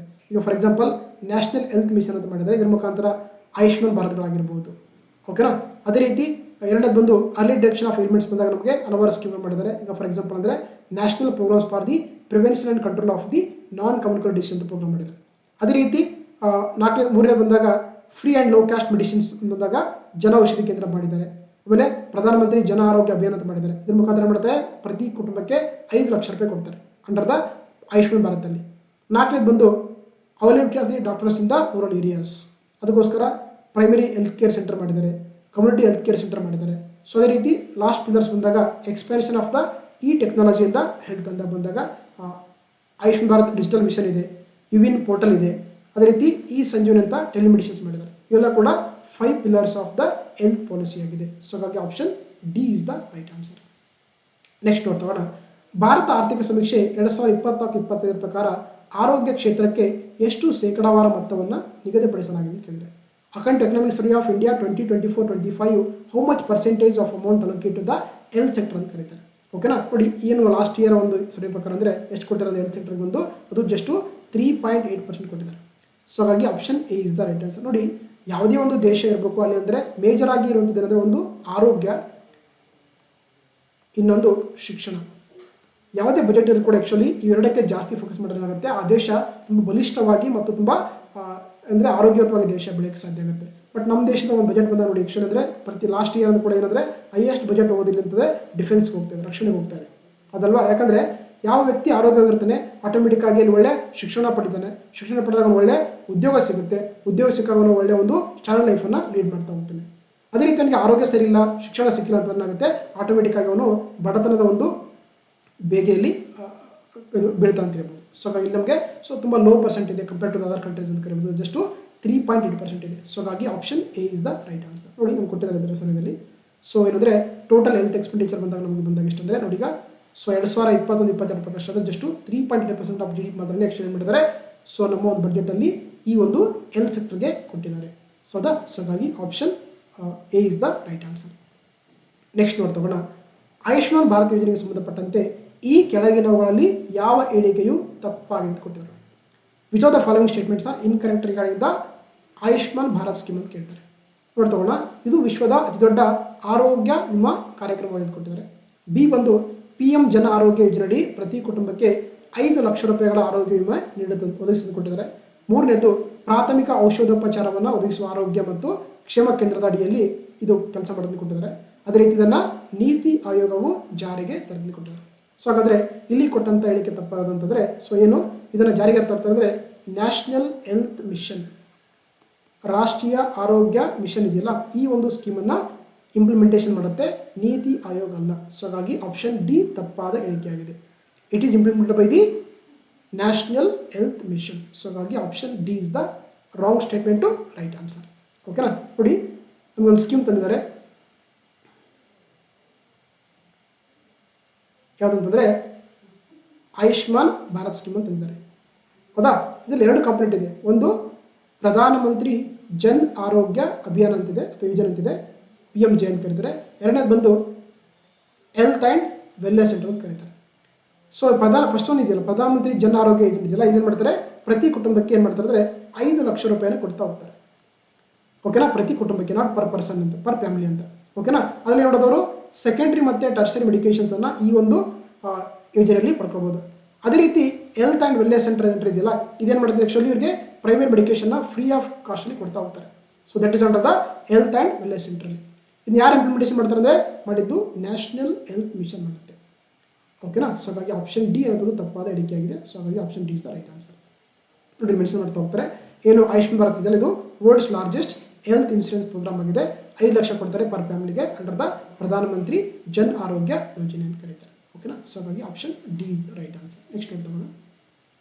ಪ್ರಧಾನಮಂತ್ರಿ ಆಯುಷ್ಮಾನ್ ಭಾರತ್ ಆರೋಗ್ಯ ಮೂಲ ಸೌಕರ್ಯ ಮಿಷನ್ಗೆ ಸಂಬಂಧಪಟ್ಟಂತೆ ಈ ಕೆಳಗಿನವುಗಳಲ್ಲಿ ಯಾವ ಹೇಳಿಕೆಯು ಸರಿ ಅಂತ ಕೊಟ್ಟಿದ್ದಾರೆ. Which of the following statements are correct regarding the prime minister Ayushman Bharat health infrastructure mission ಅಂತ ಕೇಳ್ತಾರೆ. ನೋಡ್ತೋಣ. ಈ ಯೋಜನೆಯನ್ನ 2021ರಲ್ಲಿ ಪ್ರಾರಂಭಿಸಲಾಗಿದೆ ಕೊಟ್ಟಿದ್ದಾರೆ. ಎರಡನೇದು ಸಾರ್ವಜನಿಕ ಆರೋಗ್ಯ ಮೂಲ ಸೌಕರ್ಯ ಬಲಪಡಿಸುವುದು ಇದರ ಉದ್ದೇಶ ಅಂತ ಕೊಟ್ಟಿದ್ದಾರೆ. ಮೂರನೇದು ಇದು ಗ್ರಾಮೀಣ ಮತ್ತು ನಗರ ಪ್ರದೇಶಗಳಿಗೆ ಅನ್ವಯಿಸಿ ಕೊಟ್ಟಿದ್ದಾರೆ. ಆಪ್ಷನ್ ಡಿ ಅಲ್ಲಿ ಮೇಲ್ನೆಲ್ಲ ಅಂತ ಕೊಟ್ಟಿದ್ದಾರೆ. ಸೊ ಹಾಗಾಗಿ ಆಪ್ಷನ್ ಡಿ ಮೇಲ್ನೆಲ್ಲೋ ಕೂಡ ಸರಿಯಾದ ಹೇಳಿಕೆ ಆಗುತ್ತೆ. ಹಾಗಾಗಿ option D all of the above is the right answer. ನೋಡಿ ಒಂದು ಸ್ಕೀಮ್ ಮಾಡ್ತಾ ಹೋಗ್ತಾರೆ. ಅದು PM ಅಭಿಯಾನ್ ಅಂತ ಕರೀತಾರೆ. ಅಂದ್ರೆ prime minister Ayushman Bharat health infrastructure mission ಅಂತ ಕರೀತಾರೆ. ಓಕೆ. ಇದನ್ನ 2020ರಲ್ಲಿ ಲಾಂಚ್ ಮಾಡ್ತಾ ಹೋಗ್ತಾರೆ. ಇದರ ಮುಖ್ಯ ಉದ್ದೇಶ ಅಂದ್ರೆ ಈ ಪಬ್ಲಿಕ್ ಹೆಲ್ತ್ ಇನ್ಫ್ರಾಸ್ಟ್ರಕ್ಚರ್ ಅಂದ್ರೆ ಹಾಸ್ಪಿಟಲ್ಗಳಾಗಿರ್ಬೋದು, ಡ್ರಗ್ಸ್ಗಳಾಗಿರ್ಬೋದು, ಮೆಡಿಸಿನ್ಗಳಾಗಿರ್ಬೋದು ಎಲ್ಲವನ್ನು ಕೂಡ ಕೊಡುವಂಥದ್ದು. ಅಂದ್ರೆ ಬಿಲ್ಡಿಂಗ್ಗಳಾಗಿರ್ಬೋದು ಮತ್ತೆ ಸ್ಕ್ಯಾನಿಂಗ್ ಸೆಂಟರ್ಗಳಾಗಿರ್ಬೋದು ಎಲ್ಲವನ್ನು ಕೊಡುವಂಥದ್ದು ಈ ಯೋಜನೆಯ ಮುಖ್ಯ ಉದ್ದೇಶವಾಗಿದೆ ಅಂತ ಕರೀತಾರೆ. ಓಕೆನಾ. ಇದೇನಂದ್ರೆ ಬೋತ್ ನಗರ ಮತ್ತು ಗ್ರಾಮೀಣ ಪ್ರದೇಶಗಳಿಗೆ ಕೂಡ ಸಂಬಂಧಪಟ್ಟಂತ ಒಂದು ಯೋಜನೆಯಾಗಿದೆ. ಸೊ ಹಾಗಾಗಿ ಇಲ್ಲಿ ಕೊಟ್ಟಂತ ಎಲ್ಲ ಹೇಳಿಕೆ ಸರಿಯಾಗಿದೆ. ಹಾಗಾಗಿ option D is the right answer. Okay. So ಹಾಗಾಗಿ ಇದಿಷ್ಟು ಆಗಿತ್ತು. ಸುಮಾರು ಕ್ವಶನ್ಗಳನ್ನ ಡಿಸ್ಕಸ್ ಮಾಡಿದ್ವಿ. ಸೊ ಹಾಗಾಗಿ ಈ ಒಂದು ಕ್ಲಾಸ್ ನಿಮಗೆ ಇಷ್ಟವಾಗಿದ್ದರೆ ದಯವಿಟ್ಟು ನನ್ನ ಚಾನಲ್ನ ಸಬ್ಸ್ಕ್ರೈಬ್ ಮಾಡಿ. ನಿಮ್ಗೆ ಏನೇ ಡೌಟ್ಸ್ ಇದ್ರೂ ಕೂಡ ಕಮೆಂಟ್ ಬಾಕ್ಸಲ್ಲಿ ಕಮೆಂಟ್ ಮಾಡಿ. ಮತ್ತೆ ಮುಂದಿನ ಕ್ಲಾಸಲ್ಲಿ ಸಿಗ್ತಾವಲ್ಲ. ಸೊ PDF ಬೇಕಾದರೆ please connect the give number. Okay. Thank you. ಮತ್ತೆ ಮುಂದಿನ ಕ್ಲಾಸ್ ಸಿಗ್ತಾವೆ. Thank you.